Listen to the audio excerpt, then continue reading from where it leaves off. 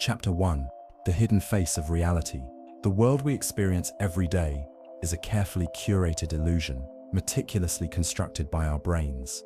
Although it feels undeniably real and absolute, each moment we experience is in fact filtered, processed, and reconstructed by the mind. From the moment we open our eyes in the morning, our perception of reality is a finely tuned simulation, a continuous and seamless narrative crafted from fragmented sensory data. Our visual perception plays a pivotal role in shaping our reality. However, contrary to popular belief, our eyes do not capture the full clarity of the world around us. Our eyes can only clearly focus on a tiny fraction of our visual field, a small area known as the fova, which is roughly the size of a thumbnail held at arm's length. The rest of our vision outside this small, high-resolution area is blurred and indistinct. Yet, we never consciously notice this limitation, thanks to the extraordinary abilities of our brain. Our eyes are constantly moving, darting around with rapid motions called saccades. Each second, our eyes perform several of these rapid movements,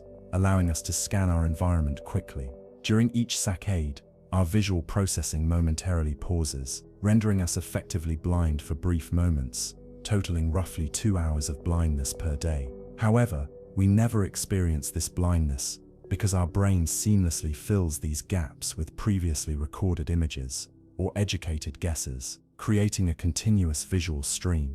This remarkable process ensures our visual world remains smooth, stable, and coherent. Even though the raw visual input is anything but, our brain continuously collects, selects, and rearranges the visual data, presenting a complete, uninterrupted reality to our conscious experience. Consequently, the world we perceive is not a direct representation, but rather a sophisticated construction by our mind. In addition to vision, our brain synchronizes inputs from our other senses, touch, hearing, smell, and taste, to create a unified perception of reality. Each of these senses reaches the brain at different speeds. For example, when we stir a cup of coffee, the warmth of the cup reaches our fingertips in about 50 milliseconds. The sound of the spoon clinking the cup takes about 1.2 milliseconds, and the sight of the coffee is processed nearly instantaneously.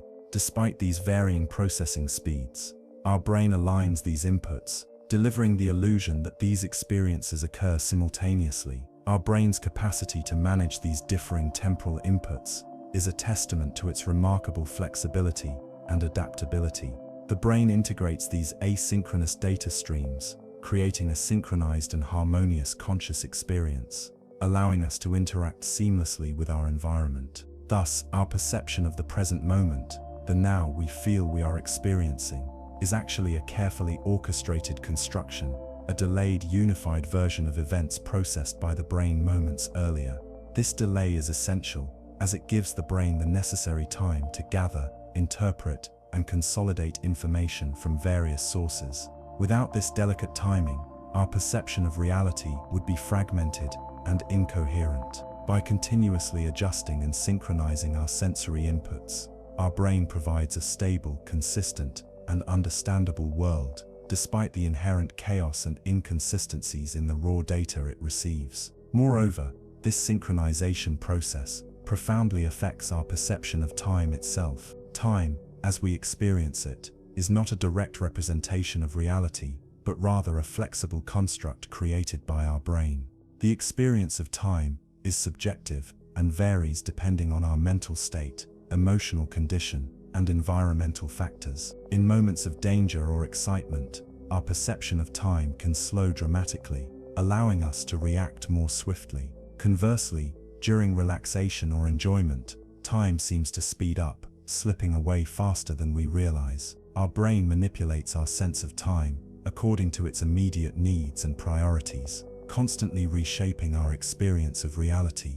This dynamic and adaptable nature of time perception ensures that we can function efficiently and effectively in a constantly changing world. Understanding how our brain constructs reality raises profound philosophical and scientific questions about the nature of reality itself. If our perception of the world is fundamentally a mental construct, then what exactly constitutes objective reality? Philosophers and scientists have pondered this question for centuries, exploring the intricate relationship between perception, consciousness, and the external world. This realization invites us to consider the profound implications of our brain's extraordinary capabilities. The reality we perceive is subjective, continually reshaped by our mind. It underscores the idea that our experiences, memories, and perceptions are highly individual and personalized, crafted uniquely by each person's brain. Ultimately, appreciating this complex interplay between our senses, our brain, and our consciousness allows us to better understand ourselves and our interactions with the world around us. The reality we live in is not a passive reception of external stimuli, but rather an active, creative interpretation by our brains, continuously updated and refined. This understanding enriches our appreciation of human consciousness and highlights the extraordinary power and creativity of our brains in shaping the very fabric of our lived experiences. Chapter 2. Ori, the mystery behind vision. Vision is arguably the most dominant of our senses, significantly influencing our perception of reality. Despite its importance, the way we perceive visual information is fraught with complexity and hidden mysteries that we rarely notice. At first glance, vision seems simple. Light enters our eyes, and we see the world. But in reality, vision is a highly intricate process orchestrated by the brain, carefully crafted to create the illusion of clarity and continuity. The journey of visual perception begins when photons of light strike the retina at the back of our eyes. The retina contains millions of photoreceptor cells, known as rods and cones, which convert light into electrical signals. These signals then travel along the optic nerve to the visual cortex at the back of our brains, where they are interpreted and transformed into the images we see. However, our visual field is not uniformly clear. Only a tiny region called the fovea, located at the center of the retina, is capable of capturing high-resolution details. Everything outside this small area appears blurry and indistinct. The high-resolution foveal vision area is roughly equivalent to the size of a thumbnail held at arm's length. Yet, remarkably, we perceive our entire field of vision as detailed and sharp. This seamless perception is one of the brain's most impressive illusions.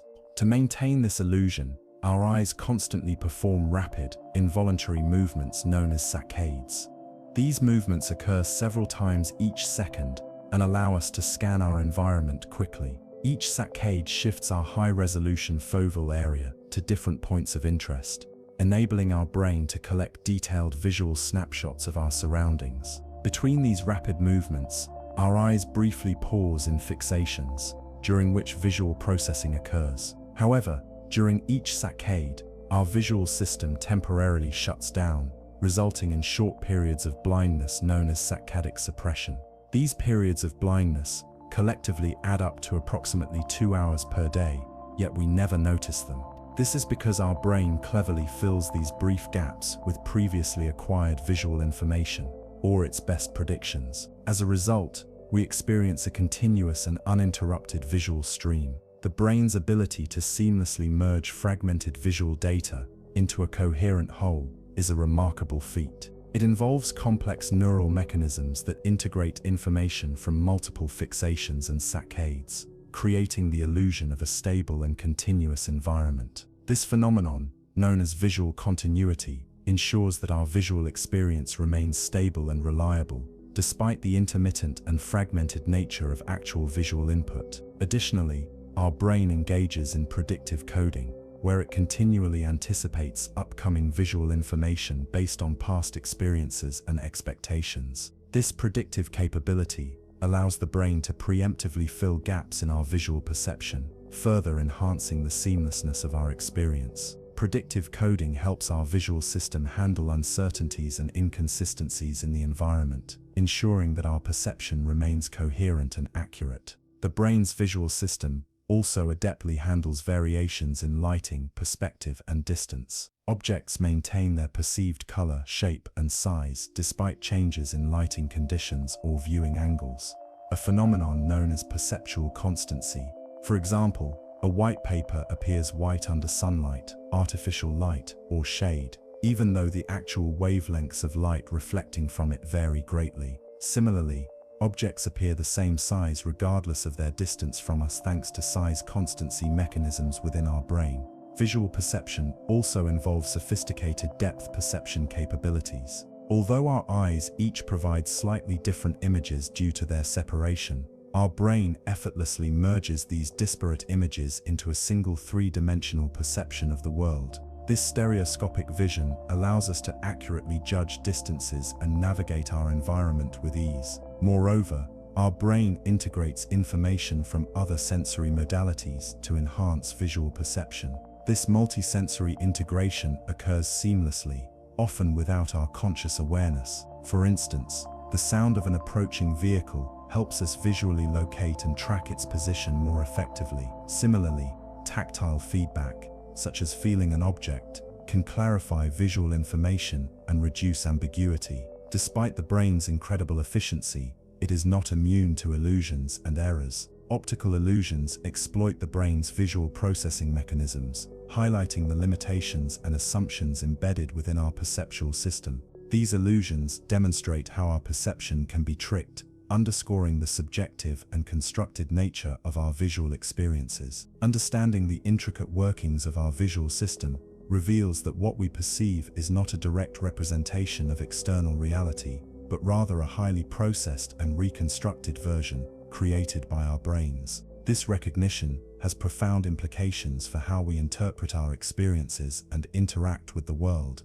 By exploring the complexities and mysteries of vision, we gain a deeper appreciation for the brain's remarkable capabilities. The illusion of seamless and continuous vision is a testament to the brain's creativity, adaptability, and sophisticated processing power. It highlights the fact that our perception of reality is not a simple reflection of external stimuli, but a dynamic, constantly updated construction crafted by our minds. Recognizing this can help us better understand ourselves, our perceptions, and our interactions with the world around us. Chapter 3. Limits of our perception of reality. Human perception is a carefully crafted narrative shaped by our brain to help us make sense of an incredibly complex and constantly changing environment. Despite the intricate systems our brains employ to construct a coherent reality, what we perceive is not an objective truth, but a subjective interpretation. This subjective interpretation is limited by the biological and neurological constraints of our senses and cognitive processing.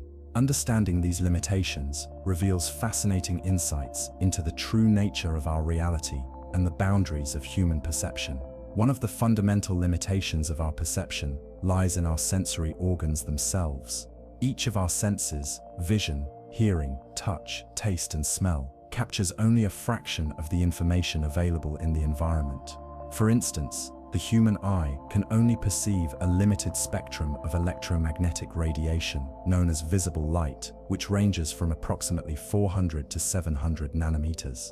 Yet the universe is filled with countless wavelengths of electromagnetic radiation beyond this narrow range, including ultraviolet, infrared, X-rays, gamma rays, and radio waves, all of which remain invisible to us without specialized equipment.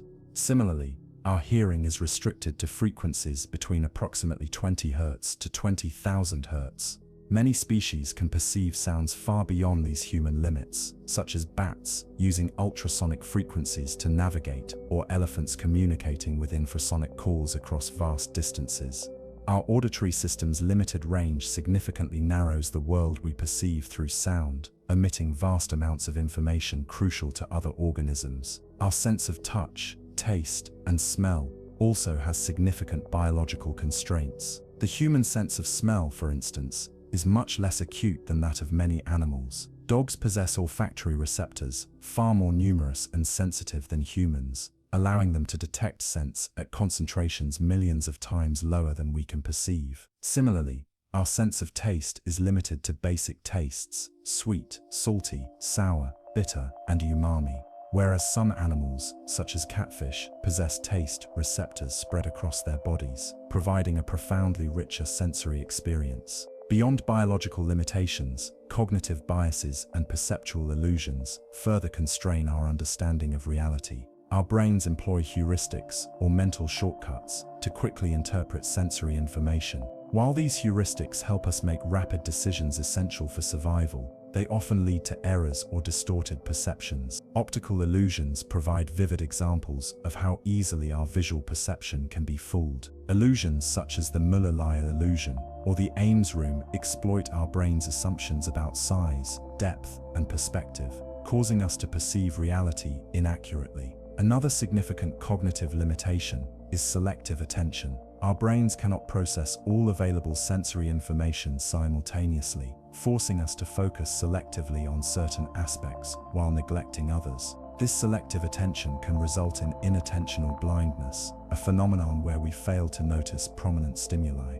because our attention is directed elsewhere. A famous demonstration of this is the invisible gorilla experiment, where participants watching a basketball game fail to notice a person dressed as a gorilla walking through the scene. Selective attention dramatically shapes our perception, leading us to overlook substantial portions of our environment. Memory biases also heavily influence our perception of reality. Our memories are not accurate recordings of events, but rather reconstructed narratives influenced by our expectations, beliefs, and emotions. Each time we recall a memory, it becomes susceptible to alteration, potentially becoming increasingly distorted over time. False memories can be implanted through suggestion or misinformation, further demonstrating how our perception of reality can be unreliable. Contextual factors profoundly shape our perception. The same stimulus can be perceived very differently, depending on context. For example, the same shade of gray can appear lighter or darker, depending on surrounding colors and lighting conditions. Similarly, expectations and prior knowledge shape our perceptual experiences. If we expect something to happen, our perception often aligns with that expectation, sometimes to the extent that we perceive things that are not actually present.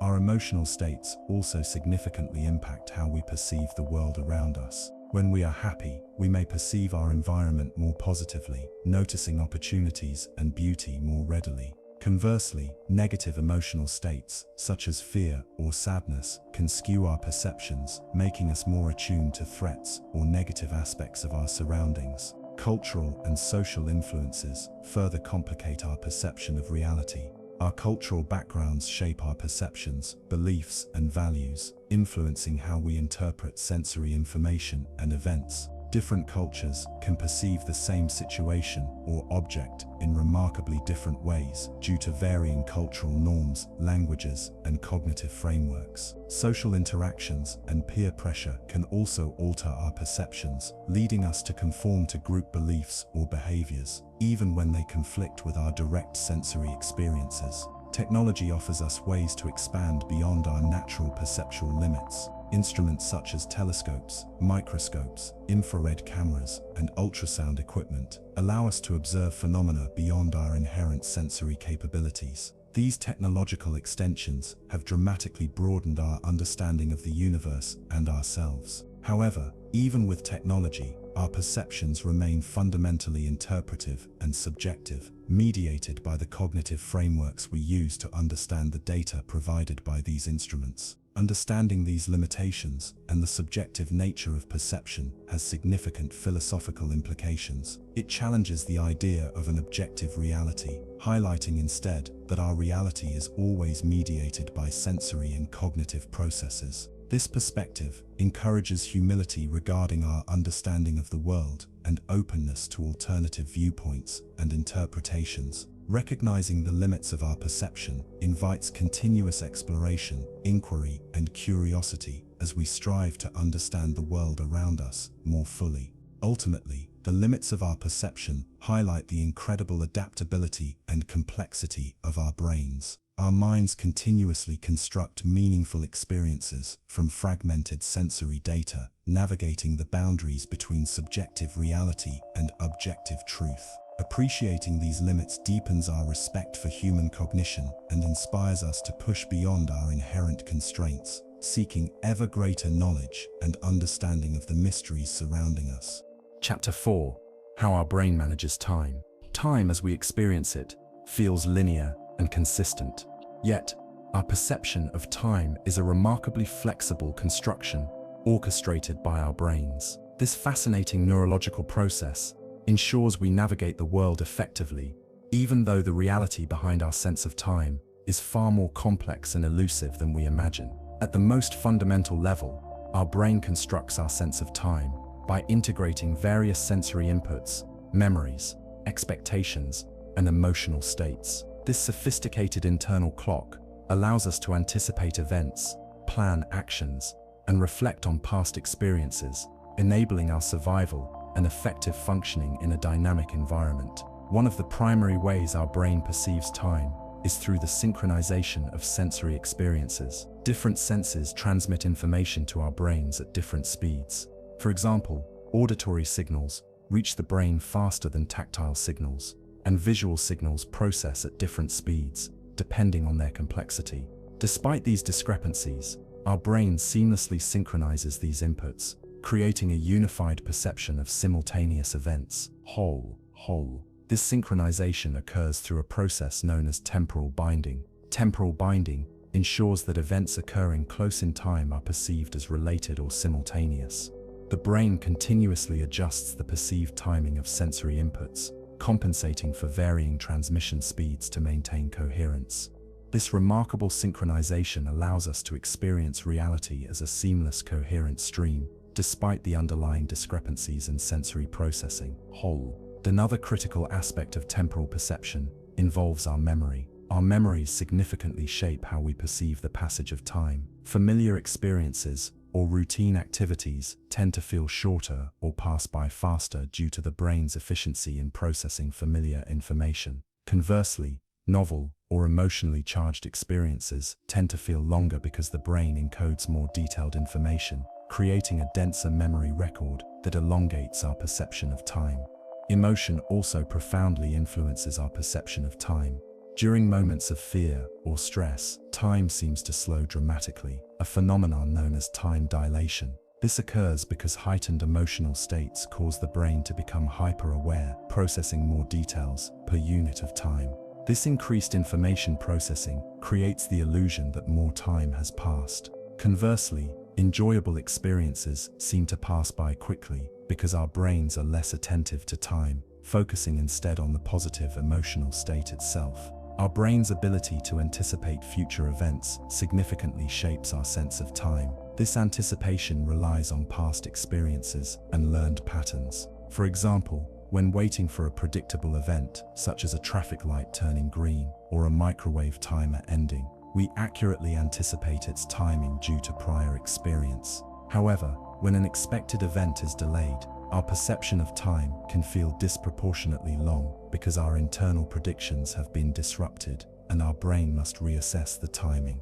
Neuroscientific studies have identified specific brain regions involved in time perception, particularly the basal ganglia, cerebellum, and prefrontal cortex. These areas work together to monitor, measure, and predict temporal intervals, creating our sense of timing and rhythm. Damage to these brain regions often results in impaired time perception, underscoring their crucial roles in our experience of time. Circadian rhythms, internal biological clocks that regulate sleep-wake cycles and other physiological processes, also play a fundamental role in our perception of time. These rhythms, driven by the hypothalamus, synchronize our internal states with the external environment, providing a stable temporal structure to our lives. Disruption to these rhythms, such as jet lag or shift work, can severely distort our sense of time, highlighting the importance of biological rhythms in temporal perception. The flexibility of our time perception is vividly demonstrated in situations of extreme sensory deprivation or isolation.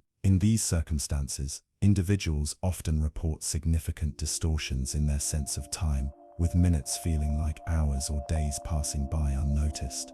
Without external cues, our internal clocks struggle to maintain accurate timing, leading to profound temporal disorientation. Cultural and social influences also shape our perception of time. Different cultures perceive and value time differently. Some cultures emphasize punctuality and linear progression, viewing time as a resource to manage meticulously. In contrast, others adopt a more fluid approach, perceiving time as cyclical or relational. These cultural differences profoundly influence individual and collective experiences of time, affecting social interactions, expectations, and behaviors. Technological advances have further transformed our experience of time. Modern technology, such as digital clocks and smartphones, constantly reinforces precise temporal awareness. The omnipresence of these technologies has altered our sense of urgency and pacing, often leading to increased stress and a perception of accelerated time. The constant availability and immediate responsiveness demanded by modern communication devices compress our subjective experience of time, making life feel increasingly fast-paced. Philosophically, understanding how the brain constructs time raises significant questions about the nature of reality. If our sense of time is a subjective construct, then objective reality might differ significantly from our personal perceptions. This recognition challenges traditional views of time as an absolute, linear dimension, suggesting instead that time may be more fluid and variable, deeply intertwined with human consciousness. Ultimately, our brain's sophisticated management of time perception allows us to function efficiently in a dynamic and uncertain world. Despite the inherent complexities and limitations, our subjective experience of time provides structure and meaning to our lives. It enables us to plan for the future, learn from the past, and fully engage with the present. Recognizing the constructed nature of our temporal experience invites humility and curiosity. It encourages us to reflect on how our perceptions of time shape our understanding of the world and ourselves. By appreciating the complexity of temporal perception, we can better navigate our experiences, embracing the rich and dynamic interplay between our minds, our senses, and the temporal world around us. Chapter 5. The Dance of Perception and Consciousness. Perception and consciousness form an intricate dance, intimately connected yet distinct aspects of our mental life. Consciousness, defined as our subjective awareness of ourselves and our environment, relies fundamentally on perception, the means by which sensory information is received, processed, and interpreted by the brain. However, the relationship between these two cognitive faculties is far from simple. It involves an elaborate interplay of attention, memory, expectation, context, and emotional states, shaping our conscious experience uniquely and profoundly. The role of perception as a foundational aspect of consciousness is apparent in everyday experiences. Every sensory event we consciously perceive first passes through complex neural networks that decode and interpret sensory stimuli. Vision, for example, begins when photons of light strike the retina, initiating a cascade of neural signals transmitted to the brain's visual cortex. This neural processing involves filtering, integrating, and reconstructing visual information into coherent perceptual experiences. Similar complex processes occur across all sensory modalities: hearing, touch, taste, and smell, each contributing to the richness and depth of conscious experience. Yet, despite the apparent immediacy and directness of sensory perception, our conscious awareness is far from a simple mirror reflecting reality. Rather, perception actively constructs our experience through selective filtering and interpretive processes. Our brains continuously determine what sensory input becomes conscious, filtering out vast amounts of extraneous information deemed irrelevant. This selective attention allows us to focus on meaningful stimuli while disregarding distractions. Selective attention significantly shapes consciousness by determining the content of our perceptual experiences. Studies on inattentional blindness vividly demonstrate this phenomenon. When attention is focused intensely on a specific task or object, we may fail entirely to perceive other prominent stimuli occurring within our field of view. The famous invisible gorilla experiment illustrates this perfectly. Participants tasked with counting basketball passes failed to notice a person dressed as a gorilla walking through the scene because their attention was narrowly focused elsewhere. This selective focus profoundly influences conscious awareness, demonstrating the powerful role attention plays in shaping our perception of reality. Moreover, our brains actively construct expectations about future sensory inputs based on past experiences. These predictive mechanisms significantly influence perception and consciousness. If sensory inputs align with our expectations, perception is processed seamlessly and efficiently, often occurring automatically and unconsciously. However, Unexpected inputs demand more cognitive resources and attention, becoming vivid and consciously noticeable. Thus, consciousness serves not merely as passive awareness, but as an active participant, continually anticipating, evaluating, and interpreting sensory information. All memory further shapes our perception and consciousness. Perceptual experiences are heavily influenced by previously stored memories, which provide context, meaning, and interpretive frameworks. Familiar stimuli typically require less conscious attention, as the brain efficiently processes them based on established memory pathways. In contrast, novel or unfamiliar stimuli trigger increased cognitive processing, drawing conscious attention and embedding themselves deeply within our awareness. Contextual influences play a critical role in shaping perception and consciousness. Context provides essential information that guides our interpretation of sensory stimuli,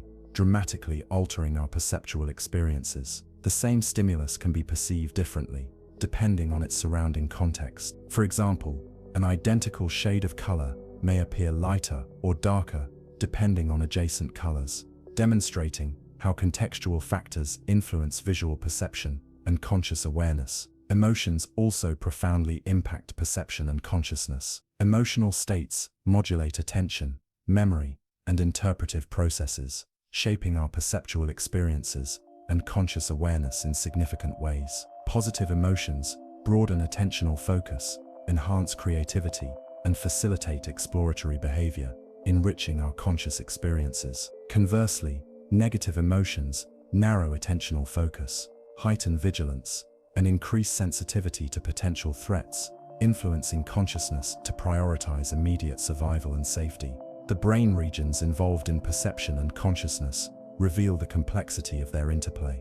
Key areas such as the prefrontal cortex, posterior parietal cortex, thalamus, and various sensory cortices collaborate intricately to produce conscious experience. Neuroscientific research indicates that consciousness emerges from synchronized neural activity across multiple brain regions, suggesting that it is not localized to any single neural structure, but arises from coordinated network interactions. This neural synchronization underscores the emergent nature of consciousness, highlighting its dependency on integrated neural processing across distributed brain areas. Such insights challenge reductionist views that attempt to pinpoint consciousness within specific neural locations, instead suggesting a holistic, systemic approach. Philosophically, the interplay between perception and consciousness raises fundamental questions about the nature of subjective experience. If consciousness arises from complex neural interactions and perceptual processes, what precisely constitutes conscious awareness? How do subjective experiences emerge from neural activities? These questions remain central to ongoing debates in neuroscience and philosophy of mind, fueling intense research and discussion. Understanding the relationship between perception and consciousness has practical implications as well. Appreciating how attention, memory, expectation, and context shape conscious experience can improve various areas of life, including education, mental health, and decision-making processes. Recognizing the subjective and constructed nature of consciousness encourages us to approach our perceptions and experiences critically, cultivating greater self-awareness, empathy, and mindfulness. Furthermore, technological advancements offer new opportunities to explore the relationship between perception and consciousness. Neuroimaging techniques such as functional magnetic resonance imaging, fMRI, electroencephalography, EEG, and magnetoencephalography, MEG, provide unprecedented insights into the neural correlates of consciousness, shedding light on the mechanisms underlying perceptual awareness. Experimental research using virtual reality and augmented reality technologies further expands our understanding of perception and consciousness.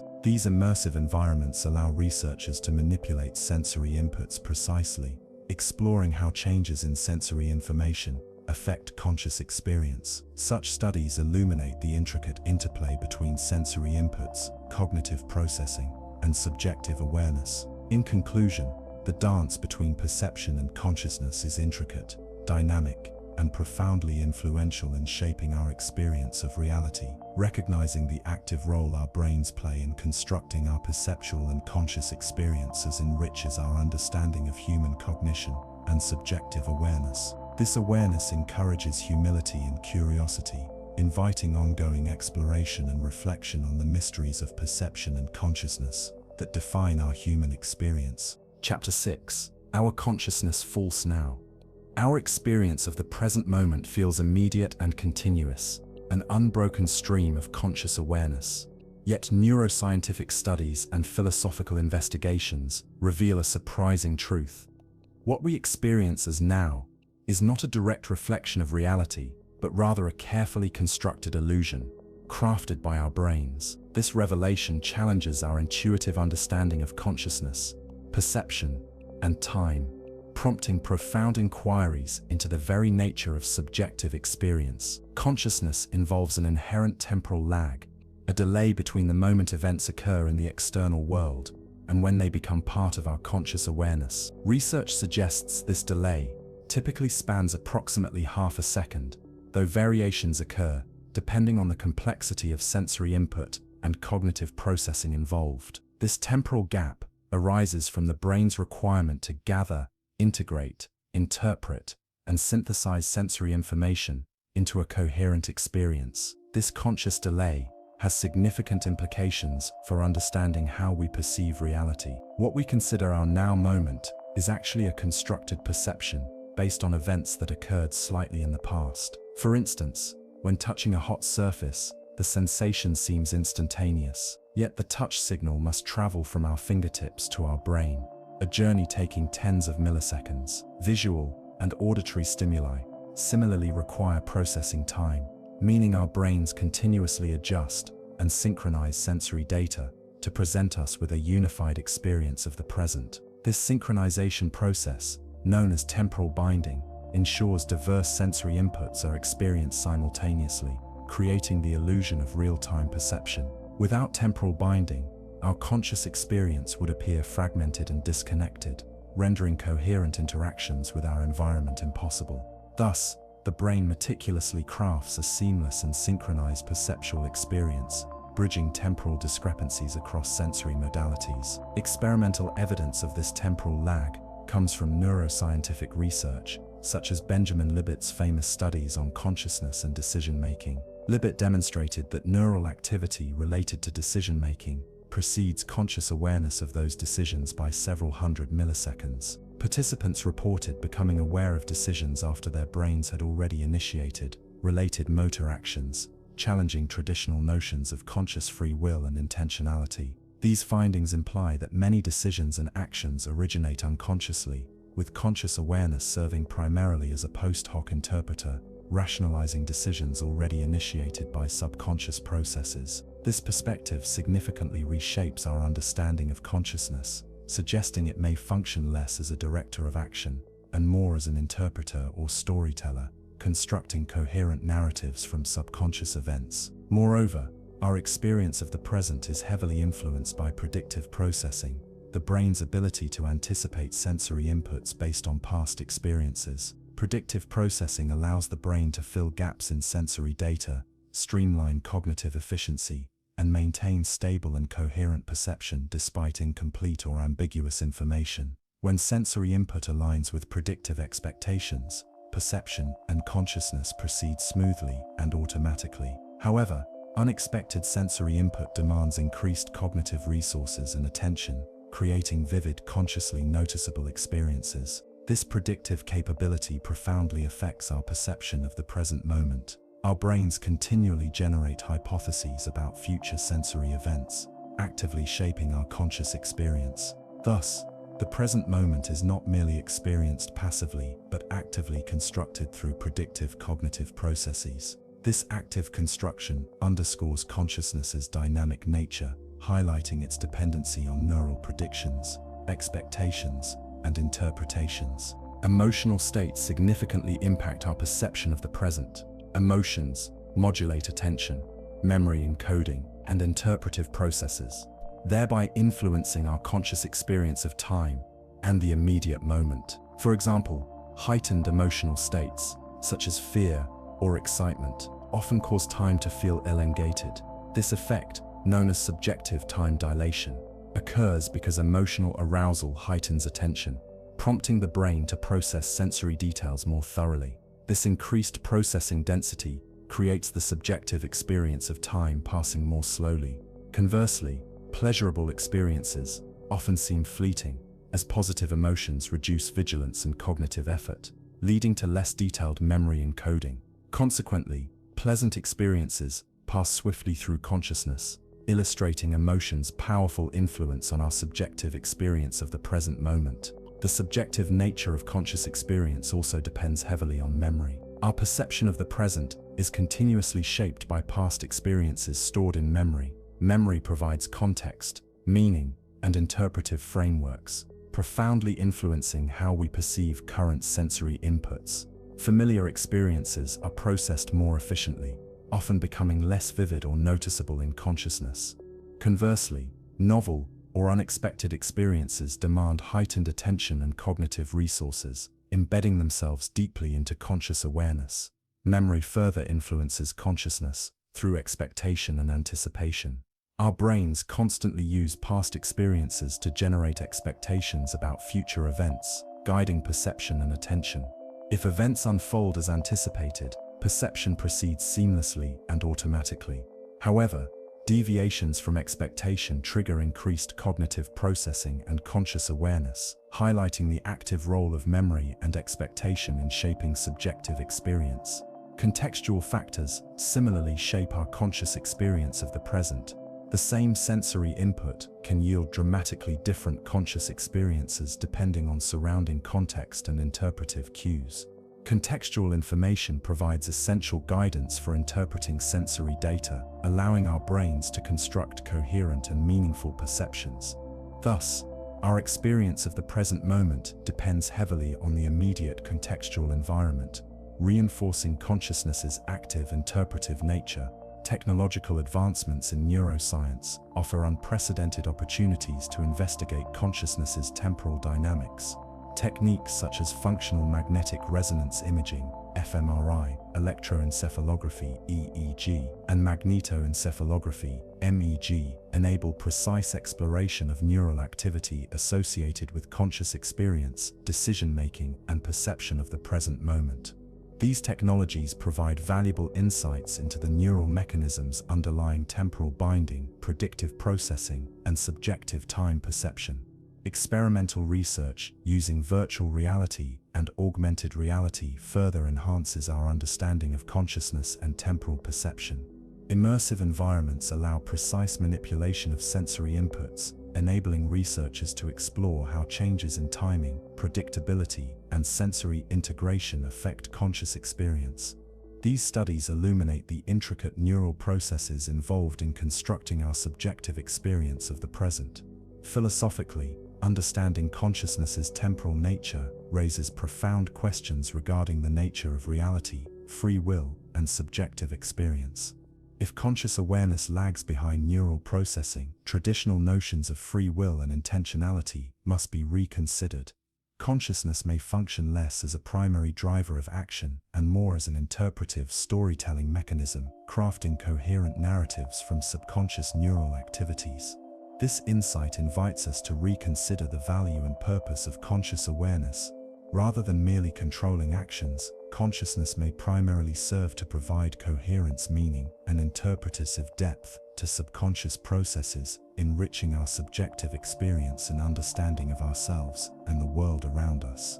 Ultimately, recognizing consciousness's constructed and delayed nature enriches our appreciation of human cognition's complexity and adaptability. It encourages humility and curiosity, prompting ongoing exploration and reflection on the intricate interplay between perception, memory, emotion, expectation, and neural processing. Appreciating this complexity fosters a deeper understanding of ourselves, enhancing our ability to navigate the subjective experiences defining our lives. Chapter 7. The unknown face of visual perception. Visual perception is among the most dominant and complex aspects of human sensory experience, profoundly influencing our understanding of the world. At its surface, vision appears straightforward, We open our eyes and effortlessly perceive the reality around us. Yet, beneath this seamless experience lies an incredibly sophisticated process of construction, interpretation, and integration that occurs entirely within the brain. Unraveling the mysteries behind visual perception reveals the remarkable adaptability, complexity, and creativity inherent in human cognition. Vision begins when photons of light enter our eyes and strike the retina, a thin layer of neural tissue lining the inner surface of the eye. The retina contains millions of photoreceptors, specialized cells called rods and cones, responsible for converting light into electrical signals. Rod cells enable vision in low light conditions, providing sensitivity to brightness but lacking color perception. Cone cells, conversely, function best in bright light and are responsible for color vision and visual acuity. Despite the retina's critical role in capturing visual information, our eyes themselves only gather raw data, which the brain subsequently processes and interprets. This initial sensory data, composed of fragmented and often ambiguous signals, must undergo extensive neural processing before forming the coherent images we consciously perceive. From the retina, electrical signals travel via the optic nerve to the primary visual cortex, located in the occipital lobe of the brain. Here, initial visual processing occurs, including decoding basic elements such as edges, contours, contrast, and movement. However, the construction of a comprehensive visual scene involves much more extensive neural networks, higher-order visual areas, distributed across various regions of the brain, further interpret and integrate visual data into meaningful perceptions. One remarkable feature of visual perception is the brain's capacity for predictive processing. Our brains constantly anticipate visual information based on past experiences and current expectations. These predictions help streamline sensory processing by allowing the brain to fill gaps in visual information and swiftly interpret ambiguous signals. When sensory inputs match our predictions, perception occurs effortlessly and automatically. Conversely, unexpected inputs require increased cognitive resources and attention, becoming vivid and consciously noticeable. Predictive processing profoundly impacts our visual experiences, influencing phenomena such as optical illusions. Optical illusions exploit predictive mechanisms, deliberately defying expectations and causing perceptual confusion. Illusions like the Muller-Lyer illusion, Ponzo illusion, and Ames room demonstrate how the brain's expectations regarding size, depth, and perspective can lead to perceptual inaccuracies, vividly illustrating the interpretive nature of visual perception. Attention also plays a crucial role in visual perception. Our visual system receives vast amounts of sensory data continuously, far exceeding cognitive processing capacity. To manage this overwhelming input, our brains employ selective attention mechanisms to prioritize relevant visual information while ignoring irrelevant or distracting stimuli. Selective attention determines which visual inputs enter our conscious awareness, significantly shaping our perceptual experience. Inattentional blindness vividly demonstrates the power of selective attention. Experiments show that when attention is narrowly focused on a particular task or stimulus, individuals often fail to notice prominent, unexpected events occurring within their visual field. The invisible gorilla experiment famously illustrates this phenomenon, revealing that focused attention can render conspicuous stimuli completely invisible to conscious awareness. Thus, visual perception is heavily influenced by attentional mechanisms that filter sensory input, highlighting the brain's active role in constructing our visual reality. Memory further shapes our visual perception by providing context and interpretative frameworks based on past experiences. Familiar visual stimuli are efficiently processed, often bypassing conscious attention. In contrast, novel or unexpected visual stimuli demand increased cognitive processing, capturing conscious attention and embedding themselves vividly into our perception. Perceptual constancy represents another critical aspect of visual processing. Despite variations in sensory input due to changes in lighting, perspective, or distance, our brains maintain stable perceptions of objects' properties such as color, shape, and size. This stability ensures consistency in our visual experiences, enabling us to navigate our environment effectively. For example, a familiar object, such as a cup, retains its perceived size, shape, and color regardless of viewing angle, distance, or lighting conditions, thanks to perceptual constancy mechanisms. Depth perception adds another layer of complexity to visual experience. Our brain seamlessly integrates slightly different images from each eye, creating a three-dimensional perception of the world. This stereoscopic vision allows accurate judgment of distances, essential for navigation and interaction with the environment. Additional cues such as shadows, shading, texture gradients, and motion parallax further enhance depth perception, enabling precise and coherent spatial awareness. Contextual factors profoundly influence visual perception. The same visual stimulus can appear dramatically different depending on surrounding contextual cues. Context provides crucial interpretive guidance, allowing our brains to construct coherent and meaningful perceptions from ambiguous or incomplete sensory data. Contextual influences underscore the brain's active interpretive role, highlighting that visual perception is not merely passive reception, but an active construction process. The brain's ability to fill visual gaps represents another fascinating aspect of perception. Blind spots, areas in the retina lacking photoreceptors, create literal gaps in visual input. Yet, we never consciously perceive these gaps because the brain continuously fills them using surrounding visual information and memory-based predictions. Similarly, rapid eye movements called saccades temporarily interrupt visual processing. Yet, the brain seamlessly fills these interruptions, maintaining a continuous visual experience. These filling-in processes demonstrate the brain's incredible efficiency and creativity, continuously reconstructing fragmented sensory data into coherent perceptions.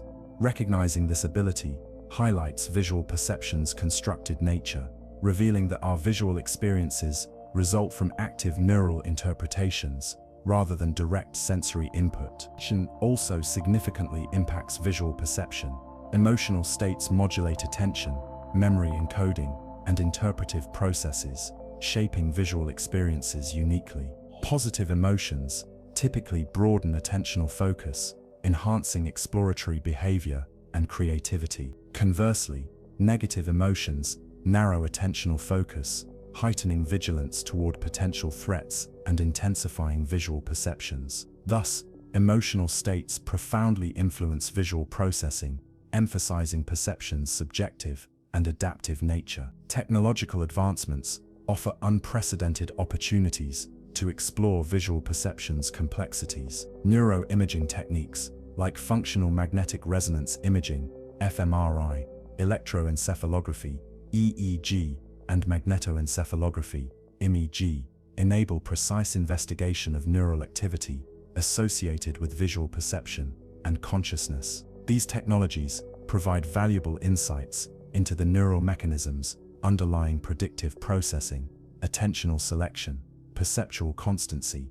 and visual illusions. Virtual reality and augmented reality technologies further advance visual perception research. Immersive environments allow precise manipulation of visual inputs, facilitating detailed exploration of how changes in sensory data, context, and expectation influence visual perception and conscious experience. These studies illuminate the intricate neural processes involved in constructing our subjective visual realities. Philosophically, exploring visual perception's complexities challenges conventional notions of objective reality, highlighting the subjective and interpretative nature of perceptual experience. Recognizing visual perception as an active neural construction invites humility and curiosity, fostering deeper appreciation for human cognition's adaptability and sophistication.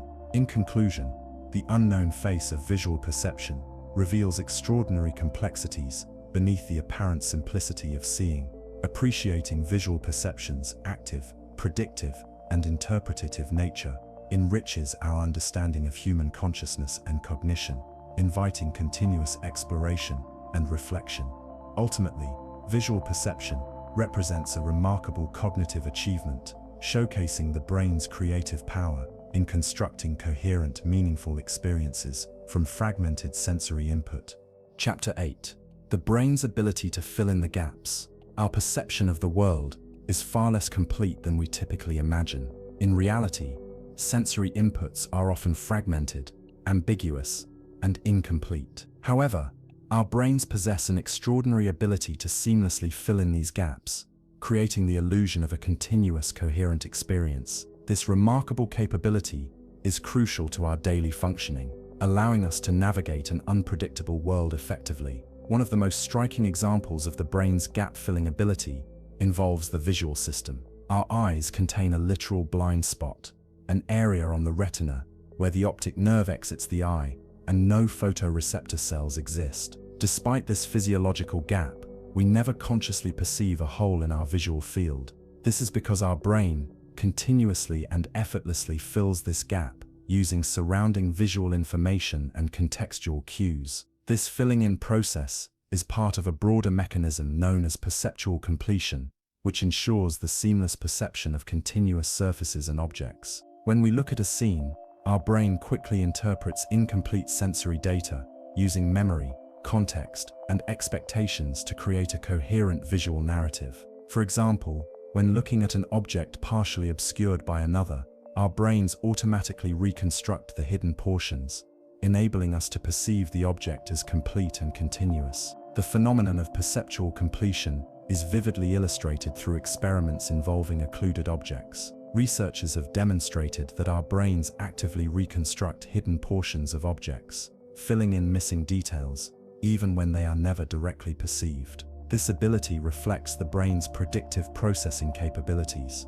where neural networks generate hypotheses about missing sensory information based on past experiences and contextual understanding. Similar gap-filling processes occur during rapid eye movements known as saccades. Our eyes frequently and involuntarily dart around to scan the environment, moving several times per second. During each saccade, visual processing briefly pauses, rendering us effectively blind for these fleeting moments. Remarkably, we never consciously notice this temporary blindness. The brain compensates for these visual gaps by filling them with previously acquired visual information or predictions about the current visual environment. This capability underscores the active, interpretive nature of visual perception. Rather than passively recording sensory inputs, our brains actively construct visual experiences, continuously predicting and adjusting to sensory data to maintain perceptual continuity.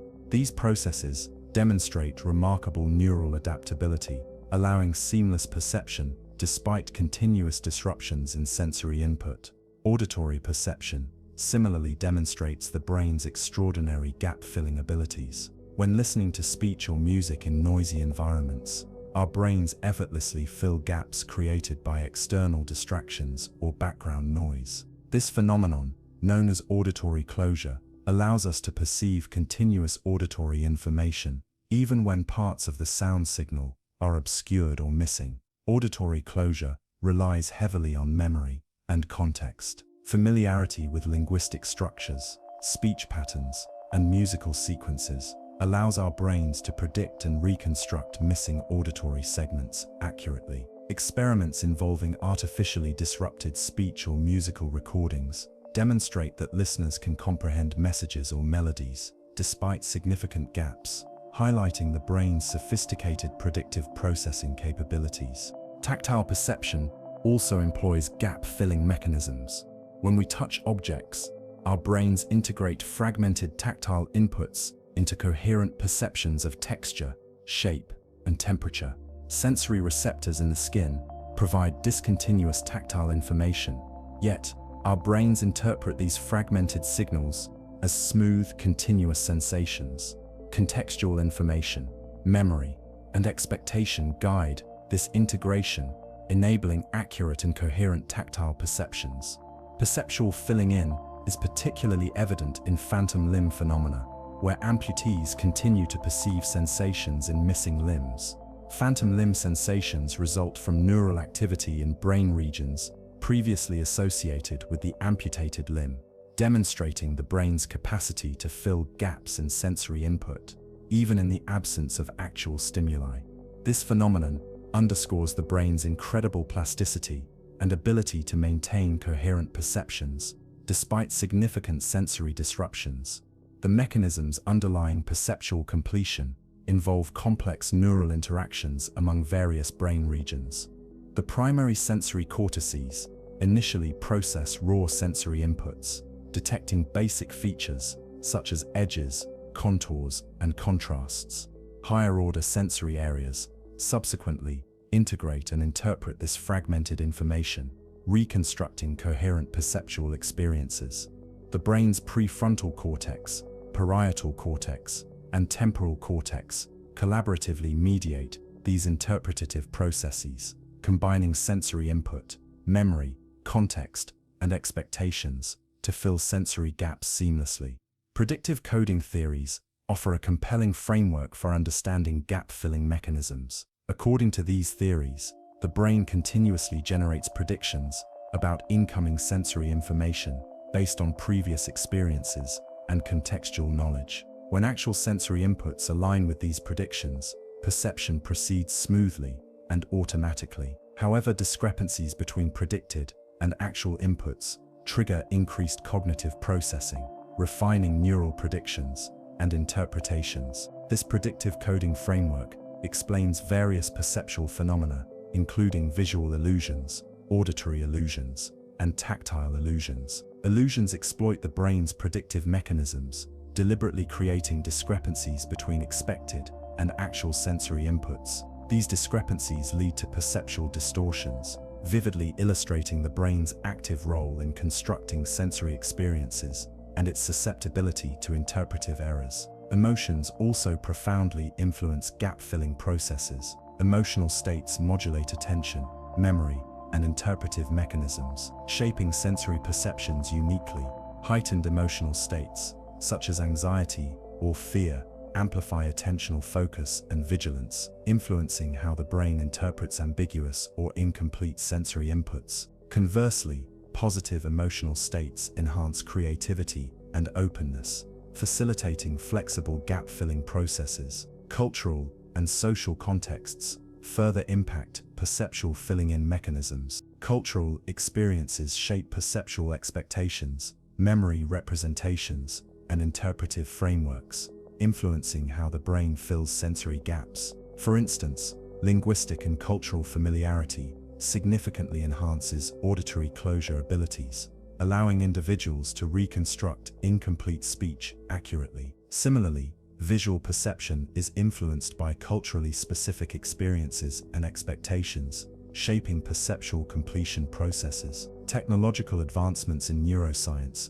provide unprecedented opportunities to investigate gap-filling mechanisms further. Neuroimaging techniques, such as functional magnetic resonance imaging, fMRI, electroencephalography, EEG, and magnetoencephalography, MEG, enable researchers to explore neural activity associated with perceptual completion processes. These techniques offer valuable insights into the brain regions and neural networks involved in predictive processing, memory integration, and sensory interpretation. Experimental research using virtual reality and augmented reality further expands our understanding of perceptual filling-in mechanisms.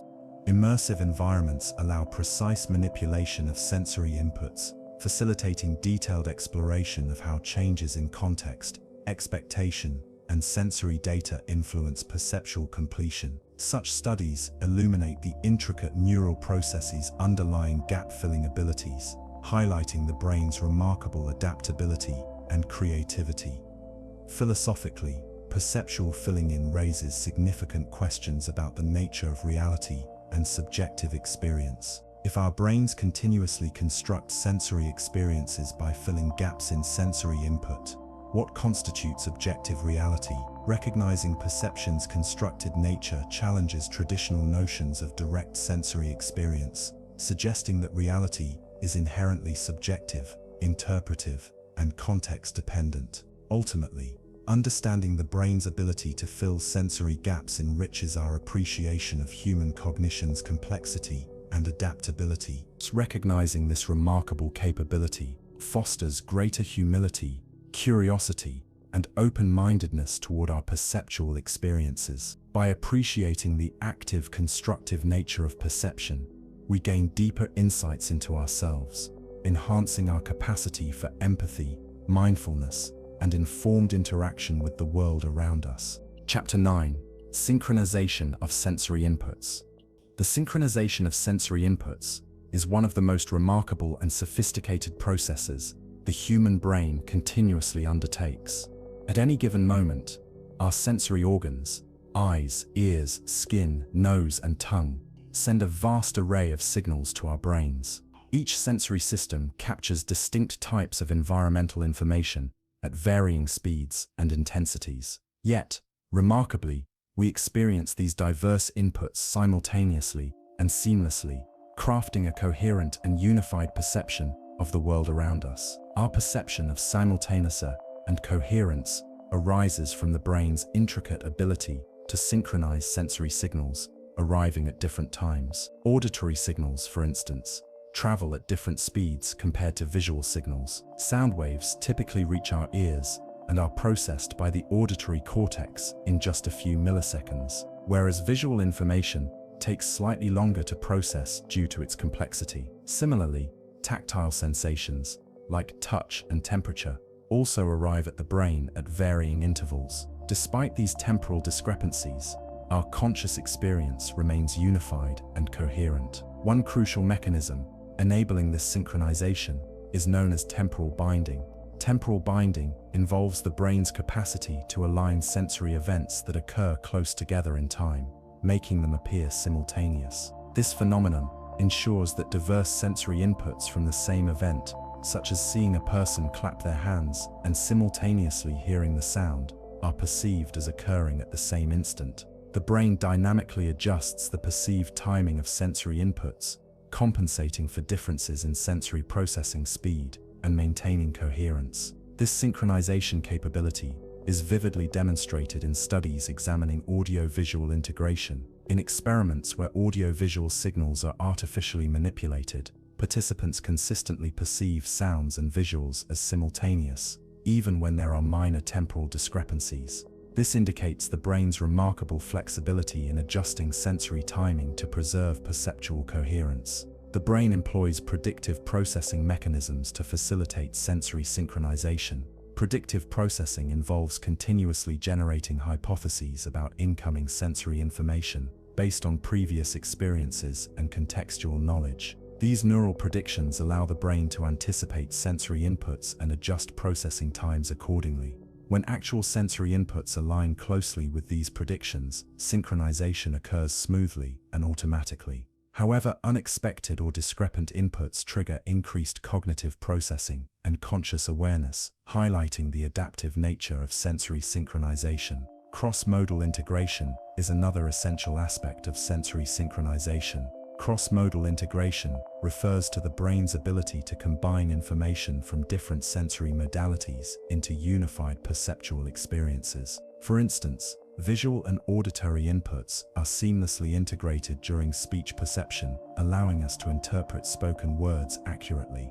The McGurk effect, an illusion where conflicting auditory and visual speech cues create altered perceptions of speech sounds, illustrates cross-modal integration vividly, demonstrating the brain's reliance on combined sensory inputs to interpret ambiguous or conflicting information. Multisensory neurons, specialized neural cells responsive to inputs from multiple sensory modalities, play a critical role in sensory synchronization and integration. These neurons, located primarily in areas like the superior colliculus and association cortices, help synchronize sensory inputs by integrating information across different sensory systems. Multisensory neurons increase their firing rates dramatically when sensory inputs from different modalities coincide spatially and temporally, enhancing perceptual coherence and accuracy. Sensory synchronization also significantly influences our perception of movement and spatial relationships. For example, visual and vestibular, balance-related inputs are continuously synchronized to maintain accurate spatial orientation and posture. Disruptions in this synchronization, such as those experienced during motion sickness, highlight the importance of precise sensory integration. Similarly, auditory and visual synchronization enables accurate localization of objects and events in space, facilitating effective interaction with our environment. Emotions and attentional states significantly modulate sensory synchronization processes. Emotional arousal heightens sensory sensitivity and attention, enhancing synchronization and integration. For example, heightened emotional states increase the brain's ability to synchronize and integrate relevant sensory inputs, improving perceptual accuracy and reaction times. Conversely, emotional distractions or decreased attention can disrupt synchronization, impairing perceptual coherence and performance. Developmental research reveals that sensory synchronization capabilities mature gradually over childhood and adolescence. Young infants initially demonstrate limited sensory synchronization, experiencing fragmented and disconnected perceptions of their environment. Over time, neural networks develop and refine their synchronization capabilities through experience and maturation, enabling increasingly coherent and sophisticated perceptual experiences. Technological advancements in neuroscience have provided unprecedented insights into the neural mechanisms underlying sensory synchronization. Neuroimaging techniques such as functional magnetic resonance imaging, fMRI, electroencephalography, EEG, and magnetoencephalography, MEG, have illuminated the complex neural networks involved in multisensory integration and synchronization. These studies reveal that synchronization involves coordinated neural activity across multiple brain regions, including sensory cortices, superior colliculus, prefrontal cortex, and association cortices. Virtual reality, VR, and augmented reality, AR technologies further enhance our understanding of sensory synchronization processes. Immersive virtual environments allow researchers to precisely manipulate sensory inputs, examining how alterations in sensory timing, predictability, and integration influence perceptual coherence. These technologies offer powerful tools for exploring sensory synchronization's intricate neural dynamics, shedding light on fundamental cognitive processes. Philosophically, sensory synchronization challenges traditional notions of perception as a direct reflection of external reality. If sensory inputs are continuously synchronized and integrated by the brain to maintain coherence, perception becomes inherently interpretive, subjective, and constructive. This insight invites profound questions regarding the nature of reality, consciousness, and subjective experience, prompting ongoing philosophical exploration and debate. Practical applications of understanding sensory synchronization abound across various fields. In clinical settings, research on synchronization processes can inform treatments for sensory integration disorders, neurological conditions, and developmental disorders such as autism spectrum disorder. Therapeutic interventions designed to enhance sensory synchronization and integration may improve perceptual coherence, cognitive functioning, and overall quality of life for affected individuals. In education and training contexts, leveraging sensory synchronization principles can enhance learning efficiency and performance. Multisensory teaching approaches, which integrate auditory, visual, and tactile inputs, capitalize on the brain's synchronization capabilities to reinforce learning and memory retention. Similarly, virtual and augmented reality training programs utilize sensory synchronization principles to provide immersive, realistic, and effective learning experiences. Recognizing the brain's remarkable sensory synchronization capabilities also fosters greater appreciation of human cognitive adaptability and resilience. Despite continuous sensory disruptions and ambiguities, our brains effortlessly maintain coherent and meaningful perceptions of the world. This understanding encourages humility, curiosity, and continuous exploration, prompting us to approach sensory experiences critically and thoughtfully. Ultimately, sensory synchronization is a cornerstone of human perception, enabling coherent, accurate, and meaningful interactions with our complex sensory environment. Appreciating the intricate neural mechanisms underlying synchronization enriches our understanding of perception, consciousness, and cognition, highlighting the remarkable adaptability, creativity, and sophistication inherent in human brain functioning. Chapter 10. The hidden intelligence behind walking. Walking is one of the most natural actions we perform, a fundamental aspect of our daily lives that we rarely stop to consider. From the moment we take our first steps as infants, walking becomes second nature, an automatic behavior that requires little conscious thought. Yet, beneath this seemingly effortless motion lies an astonishingly complex orchestration of neural processes. sensory feedback, and predictive motor control. The act of walking is far more than a simple mechanical function. It is an intricate cognitive task, refined over millions of years of evolution, making it a profound example of the hidden intelligence at work within our bodies. To appreciate the complexity of walking, we must first understand the neurological processes that govern movement. The brain and spinal cord coordinate, a sophisticated interplay between sensory input, motor output, and predictive adjustments to maintain balance, coordination, and adaptability. The cerebellum, a structure located at the base of the brain, plays a crucial role in fine-tuning movements and ensuring smooth, coordinated gait patterns.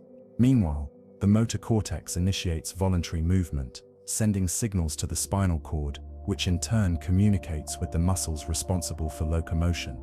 However, walking is not merely a top-down process dictated by the brain.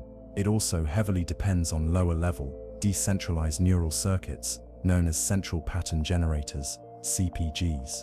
These neural networks, located within the spinal cord, generate rhythmic movement patterns without requiring direct conscious control. CPGs enable the automation of repetitive movements, such as walking, allowing individuals to move efficiently without continuously thinking about each step. This explains why people can walk while engaged in deep thought, conversation, or even while distracted. The efficiency of walking also relies on sensory feedback from the body's proprioceptive system, which provides information about limb position, muscle tension, and external forces acting upon the body. Sensory receptors, located in muscles, tendons, and joints continuously send signals to the brain and spinal cord, allowing real-time adjustments to maintain stability and prevent falls. This feedback loop enables us to navigate complex terrain, adjust to uneven surfaces, and maintain our footing under varying conditions. Predictive processing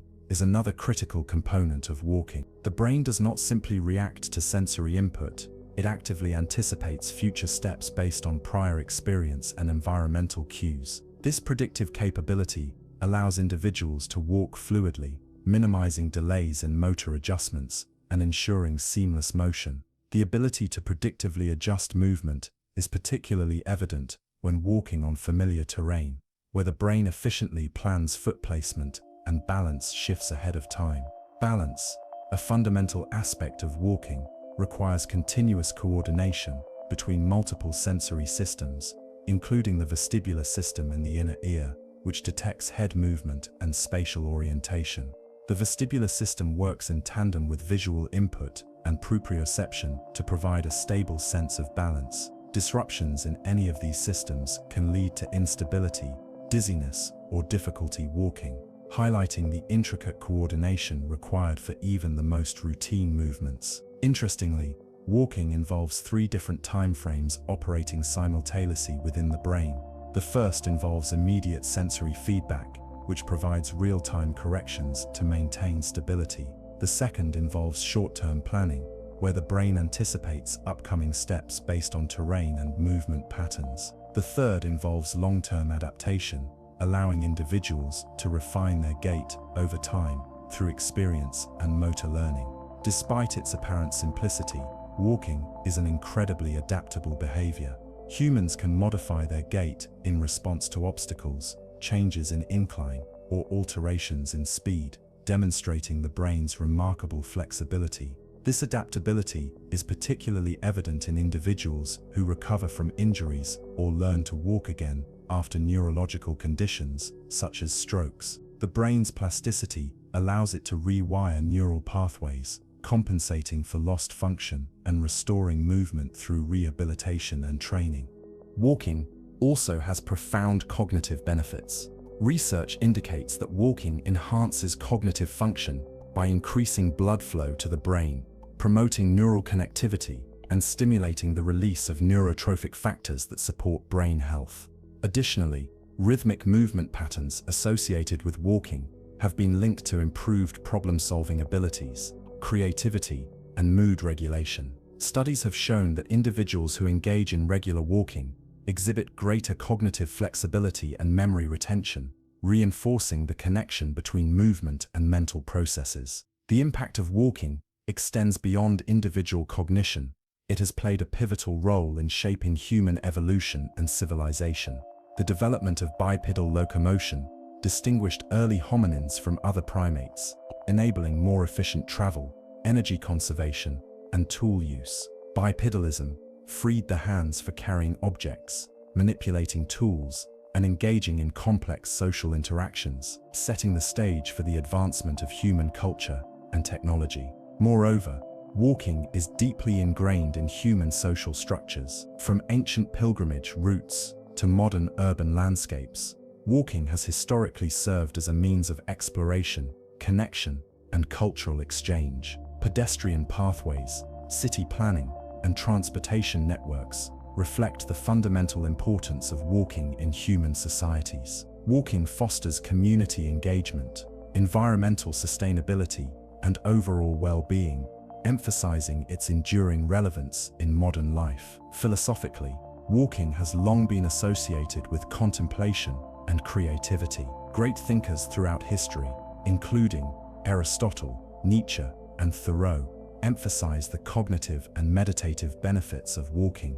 The rhythmic cadence of footsteps often fosters introspection, problem-solving, and inspiration, demonstrating the profound link between movement and thought. Technological advancements in neuroscience have provided deeper insights into the neural mechanisms underlying walking. Functional magnetic resonance imaging, fMRI, and electromyography, EMG studies have identified specific brain regions and neural circuits responsible for gait control, balance, and coordination. Research in neuroprosthetics and robotics has further expanded our understanding of locomotion, leading to the development of exoskeletons and brain-machine interfaces designed to restore mobility in individuals with paralysis or motor impairments. Understanding the hidden intelligence behind walking reveals the extraordinary complexity of a seemingly simple behavior. Far from being a mere mechanical action, walking represents a sophisticated interplay between neural networks, sensory systems, predictive processing, and cognitive functions. Appreciating the intricate mechanisms underlying locomotion fosters a deeper awareness of the brain's remarkable adaptability and intelligence. Ultimately, walking exemplifies the brain's ability to integrate sensory input, anticipate future movements, and maintain stability with minimal conscious effort. This intricate coordination enables seamless interaction with our environment, reinforcing the profound connection between movement, cognition, and perception. Recognizing the sophistication of walking enhances our appreciation for the fundamental yet extraordinary nature of human locomotion. Chapter 11.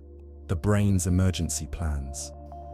The human brain is an extraordinary organ, equipped not only for complex thought, creativity, and problem-solving, but also for survival. At its core, the brain operates as an intricate system designed to anticipate, react to, and mitigate threats before they become dangerous. One of its most impressive functions is its ability to formulate and execute emergency plans in a fraction of a second, ensuring our safety in unpredictable and hazardous situations. These emergency responses are so deeply embedded in our neural architecture that they often occur without conscious thought, demonstrating the incredible efficiency of the brain's built-in survival mechanisms. At the heart of the brain's emergency response system lies the amygdala, a small, almond-shaped structure within the limbic system.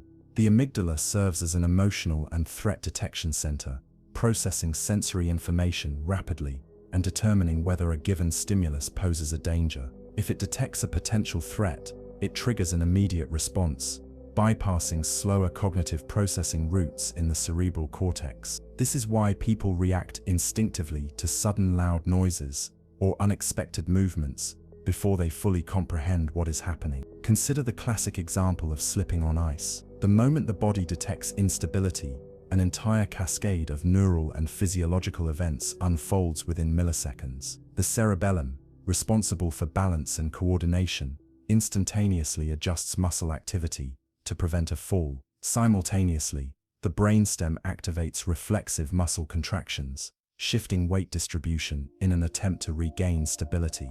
All of this occurs before conscious awareness even registers the danger. By the time we consciously recognize that we are slipping, the brain has already executed a survival strategy to minimize harm. This type of rapid response is governed by reflex arcs, which allow the nervous system to bypass the brain's higher cognitive centers in favor of faster spinal cord-mediated actions. Reflex arcs are the reason we instinctively withdraw our hands from a hot surface before feeling the burn, or why our pupils constrict in bright light before we consciously notice the intensity. These automatic mechanisms ensure that immediate action is taken to protect the body, often before we even realize there was a danger. However, the brain's emergency preparedness extends far beyond reflexive reactions. Through a process known as predictive processing, the brain continuously generates simulations of possible future threats and formulates appropriate responses. These mental simulations allow us to anticipate dangers before they arise, enhancing our ability to respond swiftly and effectively in real-world situations. For example, when walking down a flight of stairs, the brain automatically calculates potential tripping hazards and preemptively adjusts muscle tension and balance to prevent a misstep.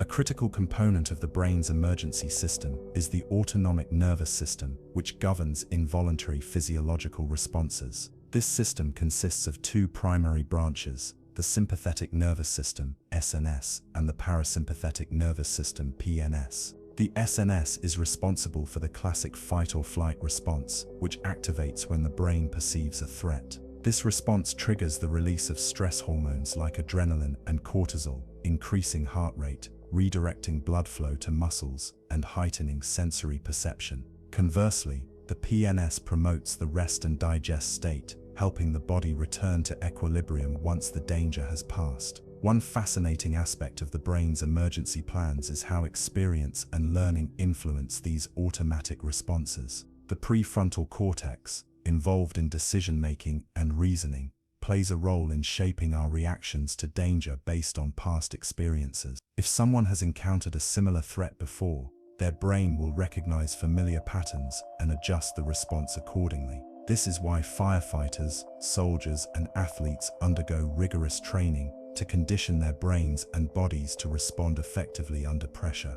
Through repeated exposure and practice, the brain optimizes emergency responses, reducing hesitation and improving performance in high-stakes situations. The brain's emergency strategies are not limited to physical threats. They also apply to social and psychological stressors. The same neural pathways that process physical danger also regulate responses to emotional and social challenges. When faced with a stressful conversation, or public speaking, for example, the brain activates the sympathetic nervous system, triggering physiological changes such as increased heart rate and heightened alertness.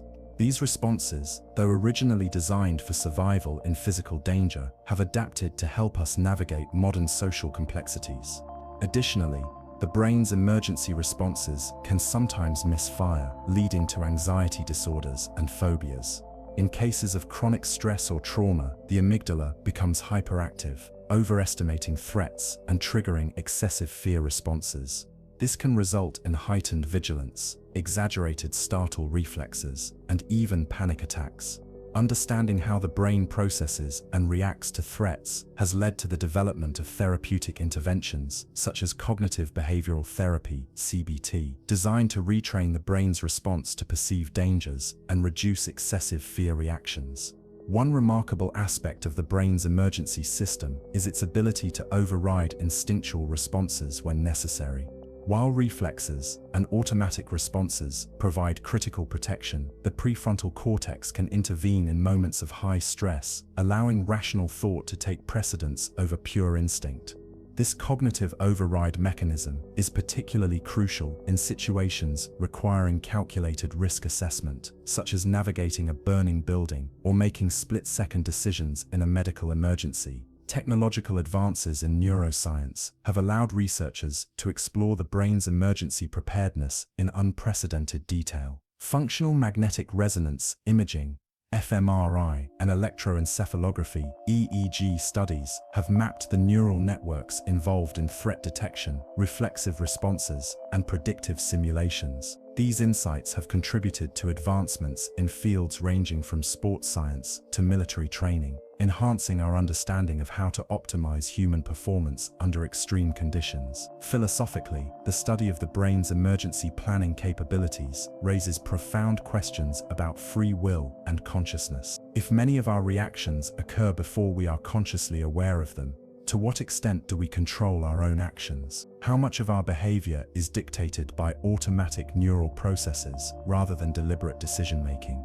These questions continue to fuel discussions in neuroscience and philosophy, prompting deeper inquiry into the nature of human agency. Recognizing the sophistication of the brain's emergency responses highlights the extraordinary adaptability and resilience of human cognition. Our ability to anticipate, react to, and recover from threats is a testament to the evolutionary brilliance embedded within our neural architecture. By understanding how our brains navigate emergencies, we gain greater appreciation for the unconscious processes that protect us every day, allowing us to move through life with confidence and security. Ultimately, the brain's ability to formulate and execute emergency plans is not merely a survival mechanism. It is a demonstration of the remarkable synergy between instinct, experience, and higher-order cognition. Whether avoiding a slip, reacting to sudden danger, or managing social stress, the brain's emergency system continuously operates behind the scenes, ensuring our safety and stability in an unpredictable world. Chapter 12. The brain's predictions and emotional responses. The human brain is a prediction machine. At every moment, it is analyzing patterns, anticipating outcomes, and preparing responses before events even occur. They are deeply intertwined with the expectations we hold. When we anticipate a joyful event, our brain starts generating positive emotional responses before it even happens. Conversely, if we expect a negative outcome, anxiety or stress can emerge long before any actual event takes place. The human tendency to worry about the future is a direct consequence of this predictive system. Our brain is constantly running simulations, evaluating potential threats, and preparing for the worst-case scenario, even if it never materializes. One of the most striking examples of the brain's predictive power is the placebo effect. When someone believes they are receiving an effective treatment, their brain anticipates improvement, triggering real physiological changes that mirror those produced by actual medication. Studies have shown that placebo painkillers can activate the brain's opioid system, reducing pain as if an actual drug had been administered. This demonstrates that the mere expectation of relief can create tangible, measurable effects in the body. The opposite is also true.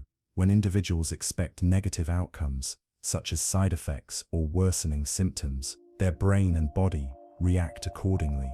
This phenomenon, known as the nocebo effect, illustrates the powerful influence of prediction on our physical and emotional states. The amygdala, a small almond-shaped structure in the brain, is central to predictive emotional processing. It is constantly scanning the environment for signs of potential danger, comparing current stimuli to past experiences. If the amygdala detects a pattern associated with a previous threat, it activates the body's stress response before we are even consciously aware of it. This mechanism was essential for survival in evolutionary history. If a rustling in the bushes once signaled a predator, it made sense for early humans to feel fear the next time they heard a similar sound. However, in modern life, this system can misfire, leading to chronic anxiety and hypervigilance when the perceived threats are not life-threatening. These predictive errors can become deeply ingrained, shaping long-term emotional responses. In cases of trauma, for instance, the brain learns to expect danger, even in safe environments. A person who has experienced a traumatic event may develop an exaggerated fear response, with their brain overestimating the likelihood of danger.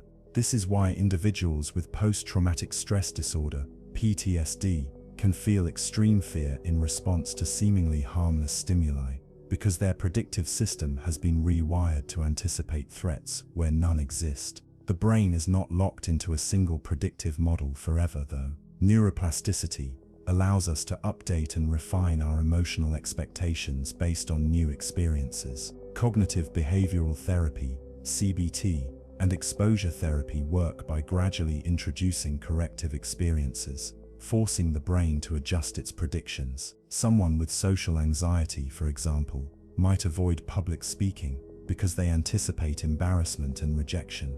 But through repeated exposure to speaking situations with positive outcomes, their brain can learn that their initial predictions were inaccurate, gradually reducing anxiety over time.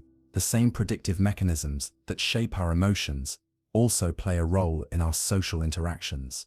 Every conversation we engage in is guided by predictions. Our brain anticipates how others will respond to our words, allowing us to adjust our speech, tone, and body language in real time. This social prediction system is so efficient that we can often read people's emotions before they explicitly express them. However, when our predictions are wrong, when someone reacts unexpectedly or contradicts our assumptions, it forces our brain to rapidly update its model, which can create moments of confusion or discomfort. These social predictions can also reinforce cognitive biases. If someone expects to be treated unfairly based on past experiences, they may unconsciously interpret neutral or ambiguous actions as confirmation of this belief. This self-fulfilling cycle can shape relationships, worldviews, and even political ideologies. The brain seeks patterns, and when it finds evidence that aligns with pre-existing expectations, it reinforces those predictions, making them even harder to change. This is why beliefs, once formed, can be incredibly resistant to new information. Even beyond emotions and social interactions, predictive processing underlies decision-making. The brain continuously evaluates potential outcomes, calculating probabilities, and adjusting behavior accordingly. This is particularly evident in gambling addiction, where faulty predictions drive compulsive behavior. When a gambler experiences a near miss, their brain misinterprets it as a sign that a win is imminent, reinforcing the expectation of success despite statistical improbability. The dopamine system plays a crucial role in this process. When expectations are met or exceeded, dopamine surges, reinforcing behavior. When predictions are incorrect, dopamine levels drop, signaling the need for a new strategy. Understanding predictive processing has profound implications for mental health, education, and even artificial intelligence. If we recognize that many of our emotional struggles stem from faulty predictions rather than actual reality, we can work to reshape those patterns. Mindfulness practices, for instance, encourage individuals to focus on the present moment rather than dwelling on future anxieties. By interrupting the brain's automatic predictions, mindfulness helps reduce stress and increase emotional regulation. Advancements in neuroscience are also paving the way for new treatments that directly target predictive errors in the brain. Techniques such as transcranial magnetic stimulation, TMS, and neurofeedback aim to recalibrate faulty neural circuits, offering potential interventions for anxiety, depression, and PTSD. As we continue to uncover the mechanisms of predictive processing, we may one day be able to fine-tune our brain's expectations, improving emotional resilience and overall well-being.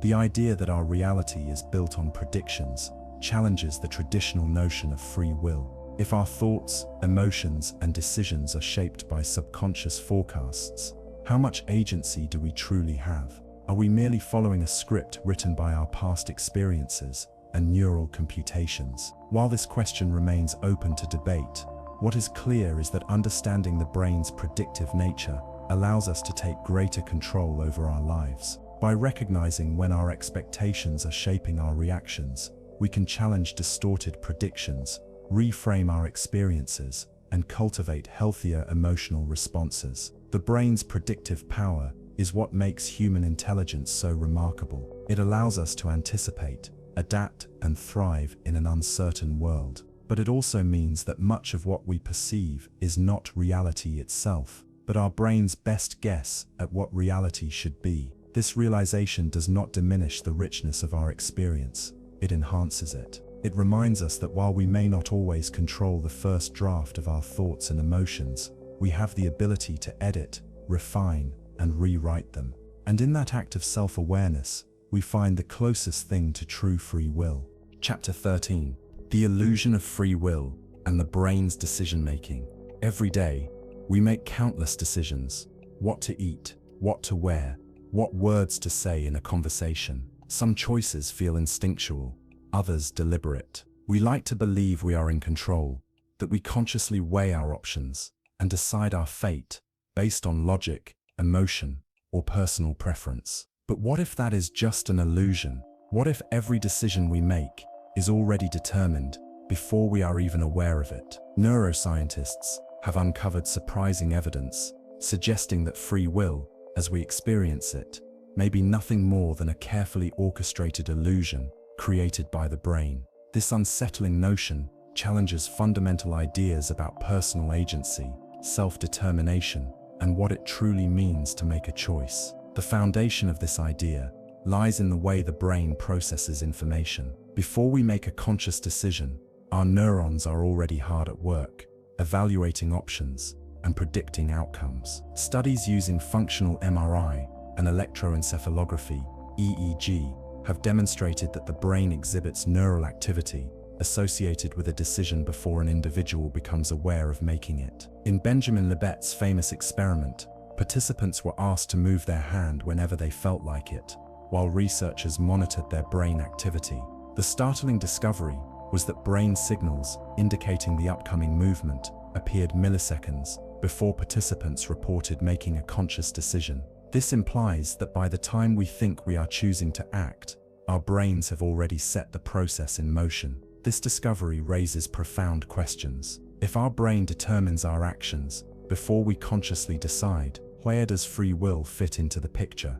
Are we merely passengers along for the ride, believing we have control while our subconscious mind orchestrates the script? The illusion of free will is further complicated by the role of emotions, memory, and external stimuli in shaping our choices. Many of our decisions are influenced by factors we do not even perceive: cognitive biases, past experiences, and unconscious preferences. This suggests that what we think of as free choice is instead the result of complex, hidden computations happening beyond our awareness. But if our brains are making decisions for us, can we say we are truly in control? One perspective argues that although our decisions begin unconsciously, our conscious mind still plays a role in shaping and refining them. Rather than initiating choices, consciousness may function as an interpreter, reviewing options, assessing possible consequences, and sometimes overriding subconscious impulses. Imagine standing in front of an elevator with two buttons,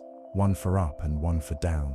Your brain may unconsciously initiate the action to press a button based on prior knowledge and habit. However, if you suddenly remember you need to go to a different floor than usual, your conscious awareness steps in and corrects the choice. In this way, free will may not be about making decisions from scratch, but about exercising control over the automatic processes already set in motion. The brain's ability to predict outcomes is another factor that challenges the notion of free will. Neural networks constantly process vast amounts of information, analyzing patterns and anticipating future events. This predictive ability is essential for survival. It allows us to dodge a flying object, respond to social cues, and make rapid decisions in high-pressure situations. But it also means that many of our choices are guided by subconscious expectations rather than deliberate reasoning.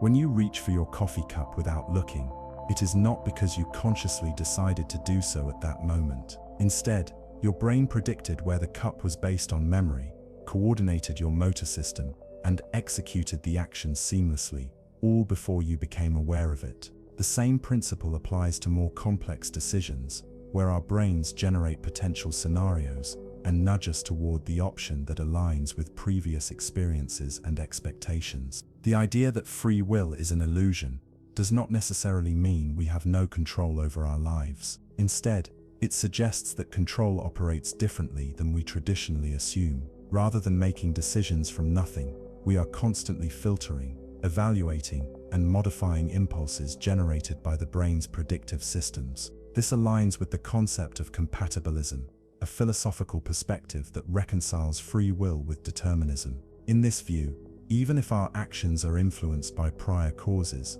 we still exercise agency by reflecting on them and making adjustments in line with our values and long-term goals. One of the most intriguing implications of this research is how it relates to moral responsibility. If all our choices are determined by unconscious neural activity, can we truly be held accountable for our actions? Legal and ethical systems are built on the premise that individuals have the ability to choose between right and wrong.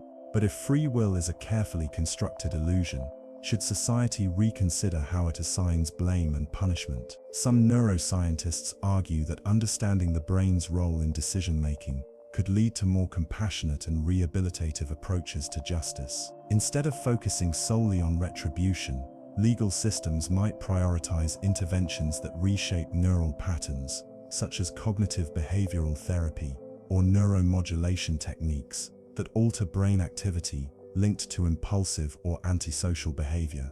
However, the illusion of free will does not mean we are entirely powerless. If anything, it highlights the importance of self-awareness and conscious reflection. By recognizing that our choices are influenced by subconscious processes, we can take steps to shape our decision-making environment. Simple strategies such as delaying decisions, gathering more information, or practicing mindfulness can create opportunities for our conscious mind to intervene. Studies have shown that people who are aware of cognitive biases and impulsive tendencies are better at resisting temptation and making long-term beneficial choices. In this sense, understanding the brain's decision-making processes can empower us to take greater control over our lives. Even if free will is not as absolute as we once believed, advancements in neuroscience and artificial intelligence also raise fascinating questions about the future of decision-making. If machines can be programmed to predict human behavior with high accuracy, will we reach a point where AI can anticipate our choices before we make them? Some researchers suggest that sophisticated AI models trained on brain activity could eventually decode our unconscious intentions, providing insights into our decision-making processes before we are even aware of them. While this might sound like science fiction, the potential implications are profound, from improving mental health treatments to ethical concerns about privacy and autonomy. The illusion of free will also intersects with the growing field of brain-computer interfaces, BCIs. These technologies aim to bridge the gap between neural activity and external devices, enabling direct communication between the brain and machines. If BCIs become advanced enough to decode and influence thought patterns, they could challenge traditional notions of agency and control. Imagine a world where people with motor disabilities can move robotic limbs through thought alone, or where cognitive processes can be enhanced through neural stimulation. While these advancements offer incredible opportunities, they also force us to reconsider what it means to act freely and independently. Ultimately, whether free will exists in the traditional sense or not, what matters most is our experience of making choices. Even if our decisions are shaped by unconscious processes, we still feel as though we are in control. This feeling of agency is crucial for motivation, self-esteem, and mental well-being. If we were to fully internalize the idea that free will is an illusion, it could lead to passivity or fatalism, an attitude that our choices do not matter. However, understanding the brain's role in decision-making does not negate the importance of personal responsibility. Rather, it deepens our appreciation for the complexity of human cognition and the incredible interplay between biology, experience, and self-awareness. In the end, free will may be less about making entirely independent choices and more about influencing the automatic processes that guide our behavior. Recognizing the limits and capabilities of our brains allows us to navigate life more effectively, adapting to challenges, learning from mistakes, and striving toward goals with a deeper awareness of how our minds truly function. Whether or not we have absolute free will, the choices we make still define who we are, and perhaps, in accepting the limits of control, we gain a new kind of freedom, the ability to shape our own narrative with the knowledge of how our brains work. Chapter 14. The subconscious architects of reality. Every waking moment, our brains are tirelessly working behind the scenes, processing vast amounts of information, filtering what is relevant, and constructing the very fabric of our reality. We like to think of ourselves as rational beings, making deliberate choices based on logic and conscious thought. But the truth is far more complex. The vast majority of our mental processes operate below the level of conscious awareness, orchestrating our thoughts, decisions, and behaviors before we even realize them. Our subconscious mind is the silent architect of our experience, shaping how we perceive the world, how we respond to challenges, and even how we define ourselves. But how much of what we call reality is truly ours? How much is predetermined by hidden cognitive mechanisms that we are only beginning to understand? The subconscious mind processes information at astonishing speeds, far faster than our conscious awareness can keep up with. Consider something as simple as catching a ball. The moment the ball leaves a person's hand, your brain is already making calculations about its trajectory, speed, and where your hand needs to be to intercept it. You do not consciously analyze the physics. Your brain does it for you in an instant. By the time you think you have chosen to catch the ball, the decision has already been made. This process extends beyond physical actions. Our thoughts, emotions, and reactions are similarly shaped by subconscious processing before they enter conscious awareness. One of the most striking demonstrations of this comes from studies in neuroscience, showing that the brain makes decisions before we are consciously aware of them. In experiments measuring brain activity, researchers have found that neural signals predicting a person's choice appear milliseconds before the individual reports making a conscious decision. This suggests that what we perceive as free will, the ability to make a choice at a given moment, might actually be an illusion, a rationalization the brain constructs after the fact. While we experience decision-making as a conscious process, much of it is handled beneath the surface. Memory too is heavily influenced by the subconscious. We tend to think of memories as reliable records of past events, but in reality, our recollections are constantly being reconstructed and altered by hidden cognitive biases. Each time we recall an event, our brain subtly rewrites the memory, incorporating new details, emotions, and interpretations. This means that our perception of the past is not an objective truth, but a fluid narrative shaped by subconscious mechanisms. Our memories are not just reflections of what happened, but reflections of how our brain wants us to remember them. Even beyond shaping our perception of the past, the subconscious also plays a crucial role in determining how we interact with the present and anticipate the future. Predictive processing, the brain's ability to forecast upcoming events based on previous experiences, operates largely beneath conscious awareness. Every time you step onto an escalator, your brain anticipates how your body should adjust for movement, preparing you before you consciously register the motion. Similarly, when having a conversation, your brain predicts the flow of dialogue, allowing you to respond smoothly. These subconscious predictions help us navigate an uncertain world efficiently, but they also create blind spots, moments where our expectations override reality, leading us to misinterpret situations or fail to notice details that do not fit our anticipated model of the world. This automatic filtering of information is necessary because the brain is constantly bombarded with an overwhelming amount of sensory input. To make sense of this chaos, our subconscious acts as a gatekeeper, deciding what to bring to conscious attention and what to discard. This is why, for example, we can have selective attention in a noisy room, focusing on one conversation while ignoring the rest. However, this also means that vast amounts of information never make it into our conscious awareness at all. We see only a fraction of what is actually in front of us, hear only a fraction of the sounds around us, and are aware of only a small portion of our own thoughts and motivations.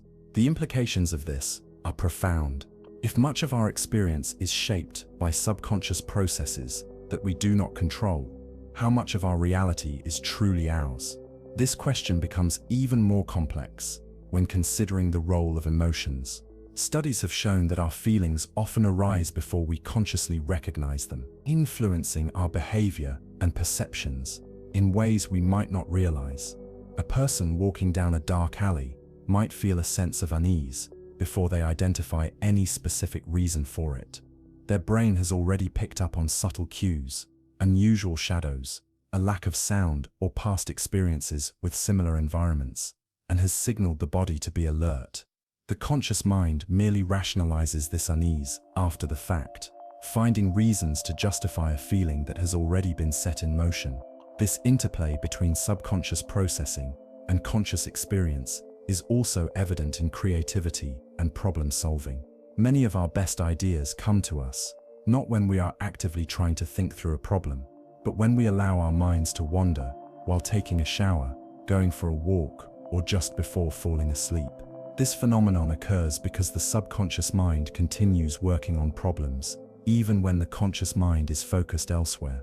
When a solution emerges into awareness, it feels like an epiphany, but in reality, it is the result of complex, behind-the-scenes processing that has been occurring all along. Even our sense of identity, the way we define ourselves and our place in the world, is shaped by subconscious mechanisms. From an early age, our brains construct a narrative about who we are, based on memories, social interactions, and internalized beliefs. But these narratives are not fixed. Just as memories are reconstructed each time they are recalled, our self-perception evolves over time, subtly influenced by new experiences and unconscious biases. This means that the person we believe ourselves to be is in many ways a work in progress, constantly shaped and reshaped by forces beyond our direct control. Understanding the extent to which the subconscious influences our thoughts and behaviors challenges traditional notions of free will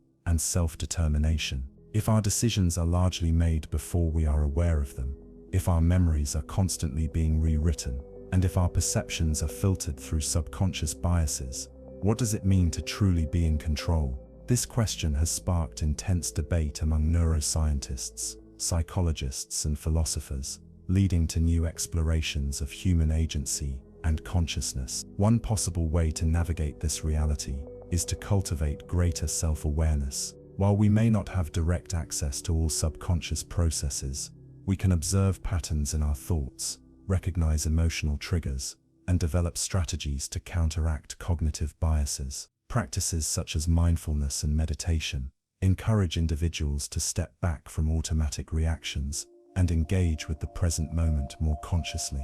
By understanding the hidden forces shaping our reality, we gain the ability to influence them, even if we cannot fully escape their grip. Ultimately, the subconscious mind is not a separate entity working against us. It is an essential part of who we are.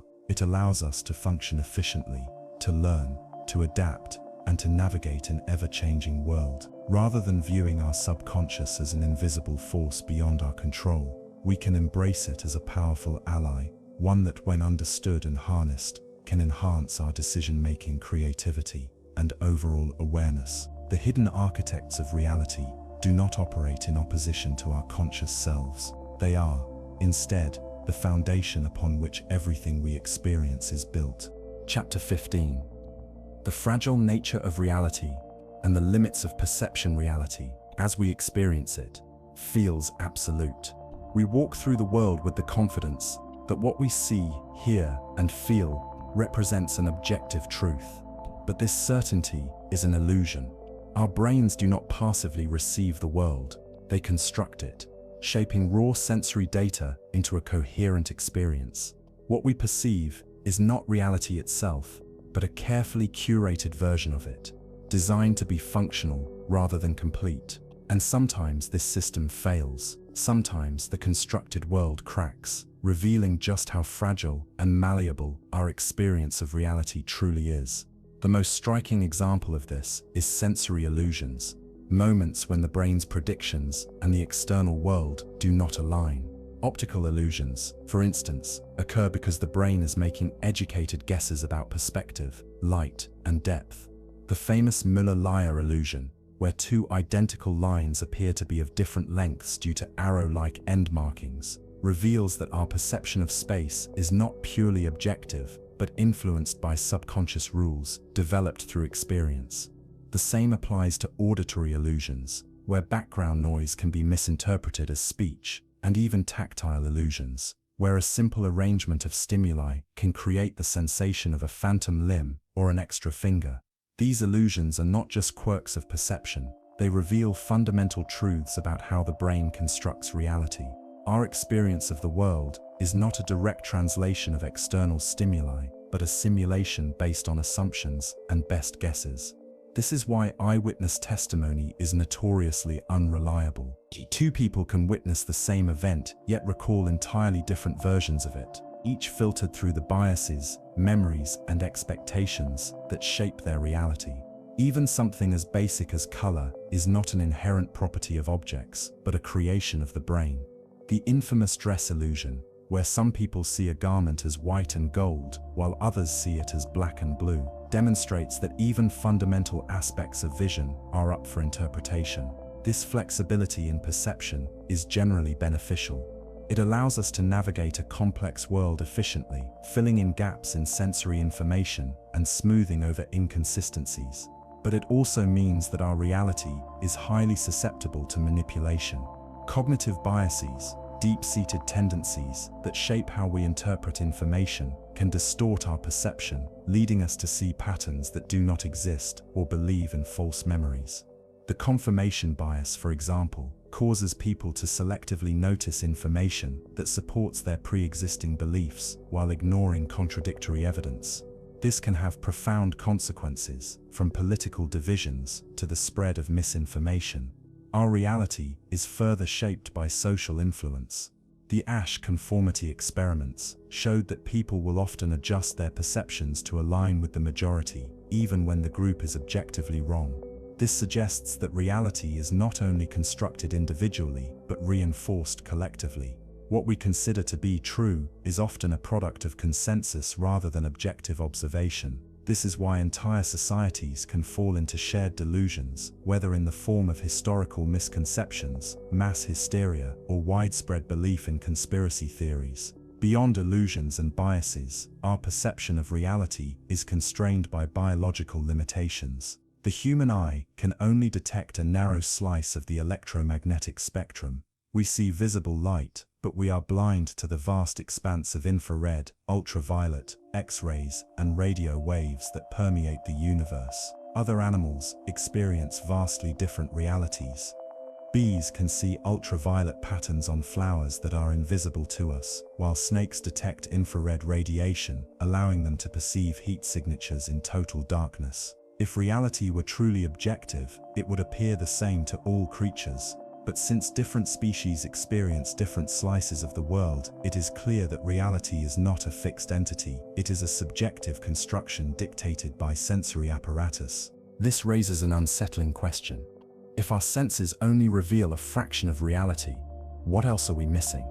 If another intelligent species existed with senses beyond ours, capable of perceiving dimensions or energies beyond human comprehension, how different would their version of reality be? And if our reality is just one possible version, what does that say about the nature of existence itself? These questions become even more profound when considering the effects of brain damage and neurological disorders. Patients with visual agnosia, for instance, can see objects but lose the ability to recognize them. A person with this condition might look at a cup and describe its shape, color, and texture in perfect detail, yet be unable to name it or understand its function. This demonstrates that perception alone is not enough. Interpretation is required to make sense of the world. Other conditions, such as Capgras syndrome, cause individuals to believe that their loved ones have been replaced by imposters, revealing the fragile link between perception and belief. Perhaps the most unsettling demonstration of the brain's ability to construct reality is found in hallucinations. While commonly associated with mental illness, hallucinations can occur in healthy individuals under the right conditions. Sleep deprivation, sensory deprivation, extreme stress, or even through meditation. Studies on the Ganzfeld effect have shown that when sensory input is minimized, such as staring into a uniform field of light or listening to constant white noise, the brain begins to generate its own imagery and sounds, essentially filling in the gaps of experience. This suggests that what we see and hear daily is not necessarily dictated by external reality, but by internal predictions and reconstructions. So, if reality is this flexible, what does that mean for our understanding of the universe? Are we merely experiencing an approximation of reality shaped by evolutionary pressures? Could there be entire dimensions, forces, or phenomena that exist beyond the reach of our senses. Some physicists speculate that our perception of time itself is an illusion, a byproduct of the brain's need to impose order on a universe that may be fundamentally chaotic. If true, this would mean that the linear flow of past, present, and future is not an inherent feature of reality,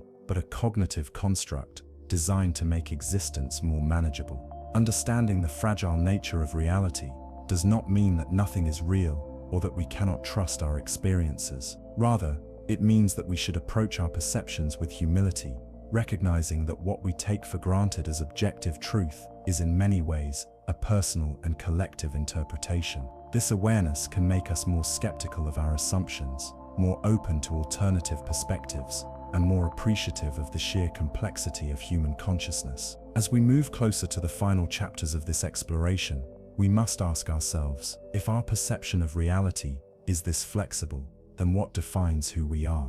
If the world we experience is constructed by our minds, then how do we determine what is truly real? These questions are not merely academic, they shape the very foundation of our existence. And as we will soon discover, the more we seek certainty, the more elusive it becomes. Chapter 16, or the mind's battle between reality and illusion. The brain is a master illusionist. Every waking moment, it constructs a seamless experience of reality from fragmented and often incomplete information.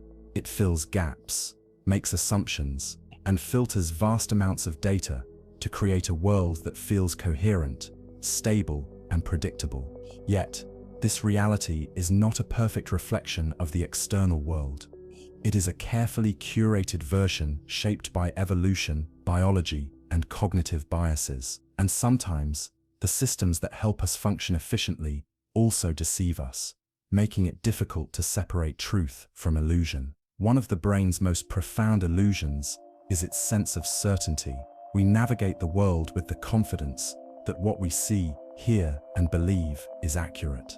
But neuroscience tells a different story. The world we perceive is not the world as it is the world as our brain interprets it. From the colors we see to the emotions we feel, everything is filtered through the complex web of neural networks that shape our perception. And the strangest part, most of these processes happen without our awareness. Consider the simple act of recognizing a face. Our brains are wired to detect faces with astonishing speed, thanks to specialized neural circuits like the fusiform face area, FFA. But this speed comes at a cost. We sometimes see faces where none exist. This phenomenon, known as pareidolia, is why we perceive faces in clouds, tree bark, or even on the surface of Mars. Our brains prioritize facial recognition because evolutionarily, identifying friend from foe was crucial for survival. This same tendency, however, can lead to false positives, moments where the brain insists it sees meaning where there is none. This isn't limited to faces. The brain is constantly searching for patterns, even in randomness. This ability helped our ancestors detect predators in the wild, but in the modern world, it can lead to cognitive biases like the gambler's fallacy, the mistaken belief that past events influence future probabilities. Someone at a casino may believe that after a long losing streak, they are due for a win, even though each spin of the wheel is independent. This pattern-seeking instinct is so deeply ingrained that it influences how we interpret news, science, and even personal relationships. Memory, too, is not the stable archive we believe it to be. Studies have shown that every time we recall a memory, we are not retrieving an exact recording of the past, but reconstructing it. Each recall subtly alters the memory, incorporating new information, biases, and even emotions. Over time, these changes accumulate, making our recollections less and less accurate. This is why eyewitness testimony is notoriously unreliable. People confidently recall details that never happened, convinced of their truth. The implications of this are profound.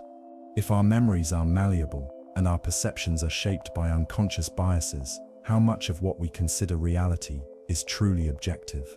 The question becomes even more complex when considering conditions like hallucinations and delusions. In cases of schizophrenia, for example, the brain generates experiences that feel entirely real to the individual, even though they have no external basis. This is not limited to those with mental illness. Perfectly healthy individuals can experience auditory and visual hallucinations under the right conditions, such as extreme stress, sensory deprivation, or sleep paralysis. The fact that the brain can create entire sensory experiences without external input reveals just how fragile and constructed our reality truly is. But why does the brain operate this way? The answer lies in efficiency. The world is chaotic, noisy, and full of ambiguity. If the brain processed every detail with equal priority, we would be overwhelmed. Instead, it takes shortcuts, filling in missing information and prioritizing what it deems most important. This is why we can have selective attention, focusing on one conversation in a crowded room while ignoring background noise. But this efficiency also means that we can miss crucial details, sometimes to our detriment. Inattentional blindness, for instance, occurs when we fail to notice something obvious in our environment because our attention is elsewhere. The famous invisible gorilla experiment demonstrated this perfectly. When asked to focus on counting basketball passes, participants failed to notice a person in a gorilla suit walking directly through the scene. Their brains had filtered out the unexpected information, proving that we often see what we expect to see, not what is actually there. This concept extends to our emotions and beliefs. Cognitive biases shape how we interpret the world, reinforcing what we already believe and filtering out contradictory evidence. The backfire effect, for example, causes people to cling more strongly to their beliefs when presented with evidence that contradicts them. This is why debates on controversial topics often become more polarized rather than resolved. Our brains are wired to defend existing narratives rather than update them based on new information. Social conditioning further reinforces these mental shortcuts. From a young age, we are shaped by cultural narratives, societal expectations, and collective beliefs. These external influences mold our perceptions in ways we often do not recognize. A person raised in one culture may perceive events, social interactions, or moral dilemmas entirely differently than someone from another culture, despite both individuals believing their interpretation is objective reality. This is why different societies can have vastly different moral codes, customs, and worldviews, because reality is not just an individual construct, but a collective one. If our perception of reality is shaped by biological constraints, cognitive biases, and social influences, what does that mean for our sense of self? Neuroscience suggests that even our sense of identity is more fluid than we realize. The self is not a single unified entity, but a collection of mental processes working in tandem. Experiments on split-brain patients, individuals who have had the corpus callosum severed, demonstrate this clearly. In these patients, the left and right hemispheres of the brain operate independently, sometimes even holding different beliefs or desires. When asked why they performed a certain action, one hemisphere may fabricate a reason, unaware that the decision was actually made by the other hemisphere. This suggests that our sense of agency and self-awareness is, at least in part, an illusion crafted by the brain to maintain coherence. Understanding that our reality is constructed rather than directly perceived does not mean that nothing is real or that we should abandon trust in our senses. Instead, it invites us to be more aware of our limitations and more skeptical of absolute certainty. By recognizing the ways in which our brains filter, distort, and reconstruct reality, we can become more critical thinkers, more open to alternative perspectives, and more accepting of the complexities of human experience. As we approach the final chapters of this journey, we must ask if our reality is this malleable. What does that mean for the choices we make? If our perceptions are shaped by forces beyond our awareness, how much control do we truly have over our own thoughts and actions? These are not just theoretical questions, they define the nature of human existence itself. And as we will soon see, the deeper we dig into the mysteries of the mind, the more elusive the answers become. Chapter 17. The Grand Illusion of Control. The human brain is an intricate machine, constantly working behind the scenes to create a seamless experience of control. We believe we are the authors of our actions, the architects of our decisions, and the masters of our own fate. But what if this is just an illusion?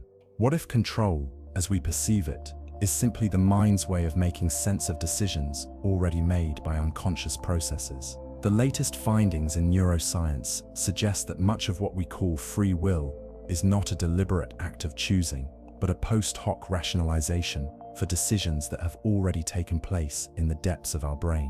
One of the most famous experiments demonstrating this illusion of control is Benjamin Libet's study on decision-making.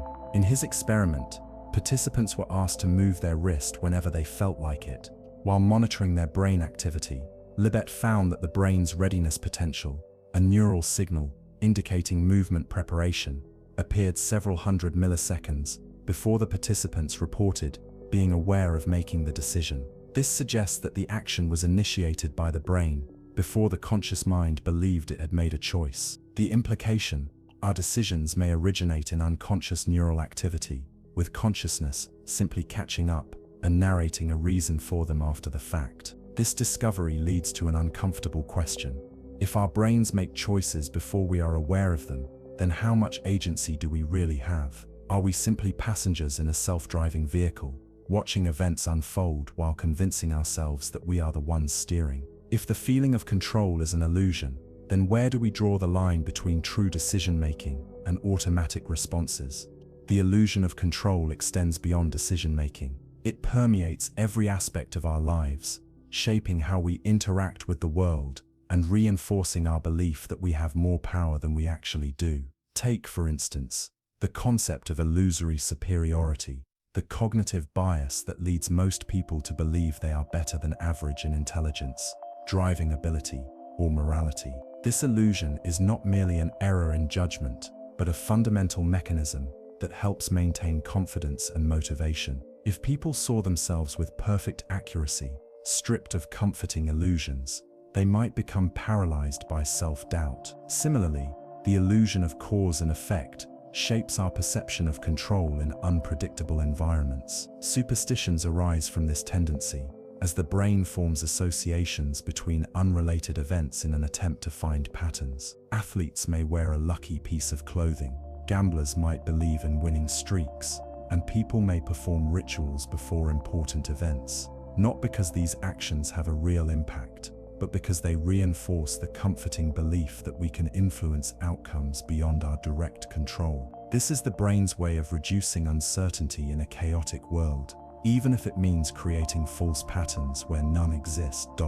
This same principle applies to the illusion of expertise, the belief that we can control complex systems even when those systems operate according to unpredictable rules. In financial markets, for example, many investors believe they can predict trends and make strategic trades, even though evidence suggests that most market movements are governed by randomness. The same illusion applies to political predictions, weather forecasting, and even personal decision-making. The brain tricks itself into believing it understands cause and effect when in reality, many outcomes are the result of chance. At the heart of the illusion of control lies predictive processing, the brain's ability to anticipate future events based on past experiences. This ability allows us to move fluidly through the world, catching objects in midair, responding to conversations in real time, and navigating complex social interactions. However, it also means that our sense of agency is shaped by subconscious predictions rather than purely conscious thought. When we decide to do something, it is often because our brain has already laid the groundwork, guiding us toward the most statistically probable action based on prior knowledge. But if free will is an illusion, does that mean we are powerless? Not necessarily. While we may not initiate decisions in the way we think we do, we still possess the ability to reflect, adjust, and intervene in the processes shaping our actions. The prefrontal cortex, responsible for higher-order reasoning and self-control, allows us to override habitual impulses and steer behavior in new directions. Though the initial spark of a decision may come from unconscious neural activity, we still have the ability to influence the trajectory of our actions through reflection and deliberate thought. Consider addiction. People struggling with substance abuse often describe a loss of control, feeling as though their cravings dictate their behavior. But through therapy and cognitive training, individuals can reshape their neural pathways, altering the unconscious processes that drive compulsive behaviors. Similarly, individuals who practice mindfulness meditation develop greater awareness of their thoughts and impulses, allowing them to recognize automatic reactions and make more deliberate choices. This suggests that while free will may not be absolute, it can be cultivated and strengthened through conscious effort.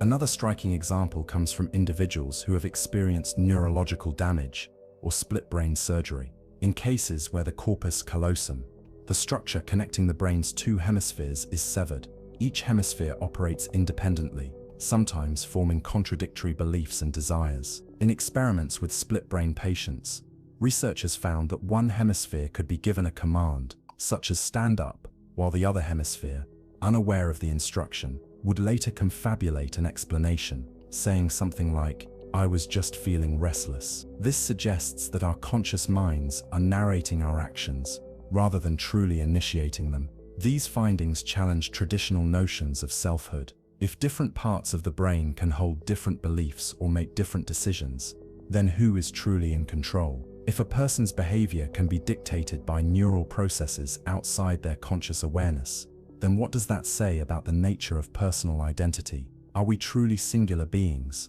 or are we the sum of competing neural systems, each vying for dominance? The illusion of control extends beyond individual psychology into society as a whole. People often believe they have more influence over societal events than they actually do.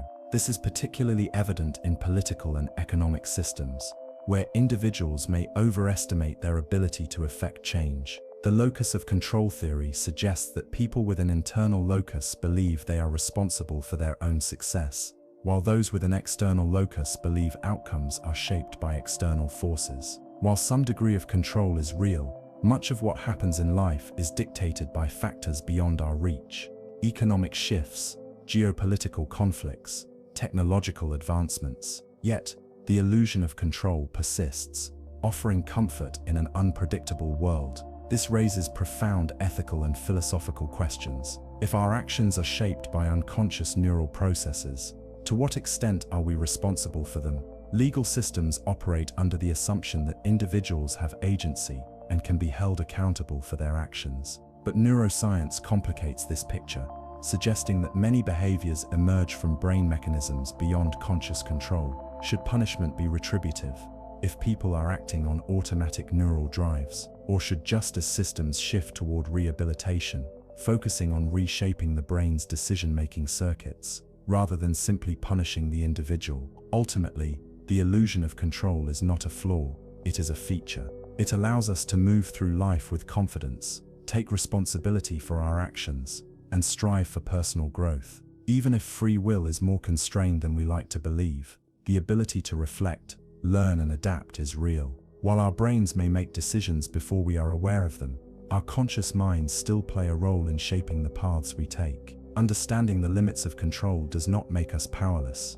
It makes us wiser, more introspective, and better equipped to navigate the complexities of human experience. And as we approach the final chapters of this journey, we must ask, if control is an illusion, then what is left? If our choices are shaped by unseen forces, then where does true freedom lie? Chapter 18. The Grand Illusion of Consciousness and the Boundaries of the Self. Consciousness feels immediate and undeniable. It is the one thing we cannot doubt, the experience of being aware, of thinking, of existing. Yet, despite its central role in our lives, consciousness remains one of the greatest unsolved mysteries of science and philosophy. What exactly is it? Where does it come from? And most importantly, does it belong solely to us, or is it part of something far greater? As we approach the conclusion of this journey, it is time to confront the limits of what we know and ask whether the self, the I that we take for granted, is as real as we believe it to be. The first challenge in understanding consciousness is that it is deeply subjective. We can describe how neurons fire, how brainwaves synchronize, and how different regions of the brain communicate. We can even map the neural correlates of consciousness, identifying which areas of the brain are active when we experience certain thoughts, emotions, or sensations. But none of this explains why it feels like something to be us. How does mere matter give rise to the vivid, private world of subjective experience? This is what philosophers call the hard problem of consciousness, the question of why physical processes in the brain create awareness rather than simply functioning without it. One possibility is that consciousness is an emergent property of complex information processing. Just as individual water molecules do not possess the quality of wetness, but collectively create it, consciousness might emerge from the vast networks of neurons interacting in highly specific ways. If this is true, then in theory, any sufficiently complex system, perhaps even an advanced artificial intelligence, could develop subjective awareness. But if that is the case, where do we draw the line? Is a dog conscious? A fish? A tree? Does consciousness exist on a spectrum, gradually increasing in complexity rather than appearing all at once? Another possibility is that consciousness is not something the brain produces, but rather something it receives. Some theories suggest that the brain acts like an antenna, tuning into a field of awareness that exists independently of physical structures.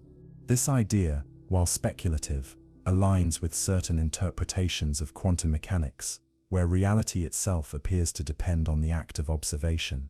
Could it be that consciousness is a fundamental feature of the universe, just like space and time? If so, our individual minds may not be isolated islands, but localized expressions of a greater, interconnected whole. These questions lead directly to another profound mystery, the nature of the self. We feel as though we are distinct individuals, separate from the world around us. But neuroscience tells a different story. The self is not a singular entity, but a collection of mental processes working in harmony to create the illusion of continuity. Experiments on split-brain patients, where the connection between the two hemispheres of the brain is severed, show that each half can function independently, even developing different preferences, beliefs, and personalities. This suggests that our sense of a unified self is just that, an illusion created by the brain to maintain coherence. Further evidence comes from neurological conditions that distort self-perception. Patients with Cotard's syndrome, for example, believe they are dead, despite all evidence to the contrary. Others with alien hand syndrome experience their own limbs as foreign objects, acting with a will of their own. These cases demonstrate that the feeling of I, the sense of being a single continuous entity, is not as stable or intrinsic as we assume. It is a construct, one that can be disrupted or even erased under the right conditions. The implications of this are staggering. If the self is an illusion, what happens when it disappears? Meditation practitioners and mystics across cultures have described experiences where the boundaries between self and world dissolve, leading to a sense of unity with everything. Neuroscience supports these reports, showing that during deep meditative states, activity in the default mode network, the brain system associated with self-referential thinking, dramatically decreases. This suggests that the self is not a fixed, immutable core, but a temporary mental state that can be altered or even transcended. And if the self is an illusion, what does that mean for free will? As we explored in earlier chapters, much of our decision-making happens before we are even aware of it. Brain scans can often predict our choices, seconds before we consciously make them. This challenges the traditional notion of free will, suggesting that our sense of making deliberate choices may itself be a post hoc rationalization. Rather than being the authors of our actions, we may instead be their narrators, explaining choices that have already been made at a subconscious level. Yet, even if free will is an illusion, that does not mean we are powerless. Recognizing the mechanics of the mind allows us to exert influence over them.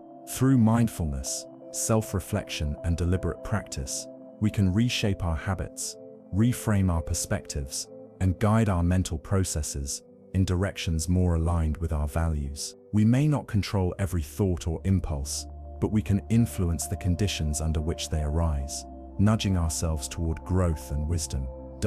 At the deepest level, what all of this suggests is that reality, our reality, is not fixed. It is not something we simply observe. It is something we actively construct. The boundaries between self and other, between mind and world, between past and future, are all more fluid than we typically recognize. And as we push the limits of human understanding, we may come to see that consciousness itself is not a thing, but a process, an ever-changing, ever-evolving flow of experience.